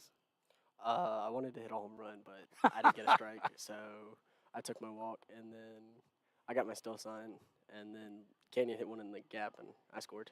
Does he ever hold you up and tell you don't steal? I mean, I have the green light, but I wait to let him give me the sign. I got you. Well, that's just good. The run that you made on the catch, and it's a run for a lot. The way we've seen you play, it was pretty routine. The ball that you had down in center field, and that's a compliment just on the way that you read and get to a baseball. Take us through that ball that's coming out to you that you had to go get. Well, it was hit, and then I was like, oh, no, they're about to get another double. So I started running at it, and I wanted to make a diving play, but I guess I was a little too fast. You're just a little too fast. Indeed, you were. How does this feel, you guys, now? You're getting back to Sulphur your senior year. That was the goal that you guys had wanted when this season started. Now that's within sight. Take me through that. I like playing in Sulphur. I also want to hit a home run in Sulphur, so that's the goal. Well, there you have it. Congratulations on the quarterfinal win, and we look forward to seeing you guys down in Sulphur. Thank you. There you go. Talked to a lot of the players tonight. We got Coach Brown that's back on us. Coach, as we were sitting there talking, Coach Nick and I, and we were like, we need to bring out, and you had all of those guys come out with you. The thing that most impressed me is just the smiles that they had on their face out here. And yes, after win, it's there, but it's been just genuine fun getting out there and swinging the bat, playing defense, pitching, lifting each other up, and playing ball. Yeah, absolutely. I mean, great group of guys. You know, I've been telling a lot of people this is a special group. This is one of the favorite groups I've had in my 24 years of coaching. And I'll tell you this, I told our team and our coaches about 3 weeks ago, I said, there's something about this team. There's something about it. They got the edge back like we used to have in 17 and 18, 16, 17, 18, and I feel like, you know, we got a chance. You know, I said just get back to Sulphur and let's see what happens. Well, Coach, you've got Seth Cook and Canyon Wright, two pitchers that you're taking down there with you, as well as a number of others. But you got Seth Cook and Canyon Wright going down there to throw that. That's got to make you feel good. It makes me feel real good, you know. And like I said, I told the kids, well, our coaching staff, I said, Seth walks another guy, we're going to go to Maddox. And, you know, I have confidence in all three of those guys. Correct. And I feel really good where we're at as a staff. And the scary part is they all return next year. Look, you don't even think about Maddox because you got that, but you're right. Just anytime you've called on 9, he's been there to take care of business. Correct. 6-1 on the year. Canyon 7-1, and Seth 9-2. You know, it's a pretty good staff. Indeed, it is. You know, we'll go back to Luke one more time before we wrap up the recap show. Not a good night at the plate, but 4 outs in a row he makes over there at third base. Does 3 in 1 inning back in the 4th, I guess that was, that he got 3 outs in a row back in the 4th, and then started the inning off the next inning with another one out there. Just as solid as you'll find at third base. Oh, man, he's a gold glove. I mean, dude can get it done with the best. I mean, and you see his arm. Sometimes we got to say, slow down a little bit. The runner's not that fast, you know. But he's a player, man. He's a player. Take me back to our pregame talk, and then I'll let you out of here. So I was able to visit with you guys, and it was up in the air on who you wanted your 4 and 5 hitter to be on tonight. 4 comes up with 2 home runs. 5 comes up with a long ball of his own. I think you made the right choice, and I can't say that I was a part of that, but hey, I was there. Yeah, absolutely. You know, I mean, we've kind of rotated those guys a lot this year, and you know, one kind of got in a slump towards the end, but I mean, they're both swinging a bat. I mean, I thought the way we practiced the last 10 days, we did some inter squads. You know, and we had that scrimmage against Delcom. Those things are huge. Doing that, if we don't do those things, I mean, I don't know if we swing the bat that well. But the kids are eager to get back, and they were excited. Well, we're excited about a trip down to Sulphur. I think you guys will play Tuesday out of the winter of Family Community, and it's going to be Family Community. They were here tonight scouting us. They beat UA, who upset Downsville the regional round. So we'll play them at 2:00. And Claiborne Christian plays Family Christian tonight at 10:00. And the winner of that plays Avoyelles Charter. And they are playing a 10:00 game tonight. 10:00 tonight? How is they rained out at 2:00 today. Right. Claiborne has graduation. So they're playing at Sterlington because their field's so wet. There's a college tournament over there, so they have to wait till that's over. Holy so cow. So a 10 p.m. game. Look, that's playoff action at its finest. So we have time to maybe catch the end of that if we want to get in the car and go. Well, we need them to be having it live streamed is what we need. Coach, we'll see you Sunday night. We'll be back Sunday night for our playoff edition of the Warrior Roundup at Fatburger and Buffalo's Express. Thank you for having us out here this season, and we look forward to that run to Sulphur. I appreciate you guys. Thanks for all you do. There you go. Head coach Josh Brown finishing things up with us. That's going to wrap it up here for all of you that joined us tonight. Appreciate it. We couldn't do any of this without you guys at all. There would be no reason to. If you're stuck around here, thank you very much for the postgame. Hop on over to YouTube and like and subscribe on there. Hit the notification bell, and you'll be notified anytime that we go live. Nick did a great job of stepping in. We appreciate that tonight. You got the scoreboard. Look, I'm telling you, there's room up here. Me and you and Chuck next year, we can have a 3-man booth. You did a fantastic job. That's going to wrap it up for my man Nick. Chuck, back on vacation out there, all of you at home. I am Doug Gann. God bless you all, and good night.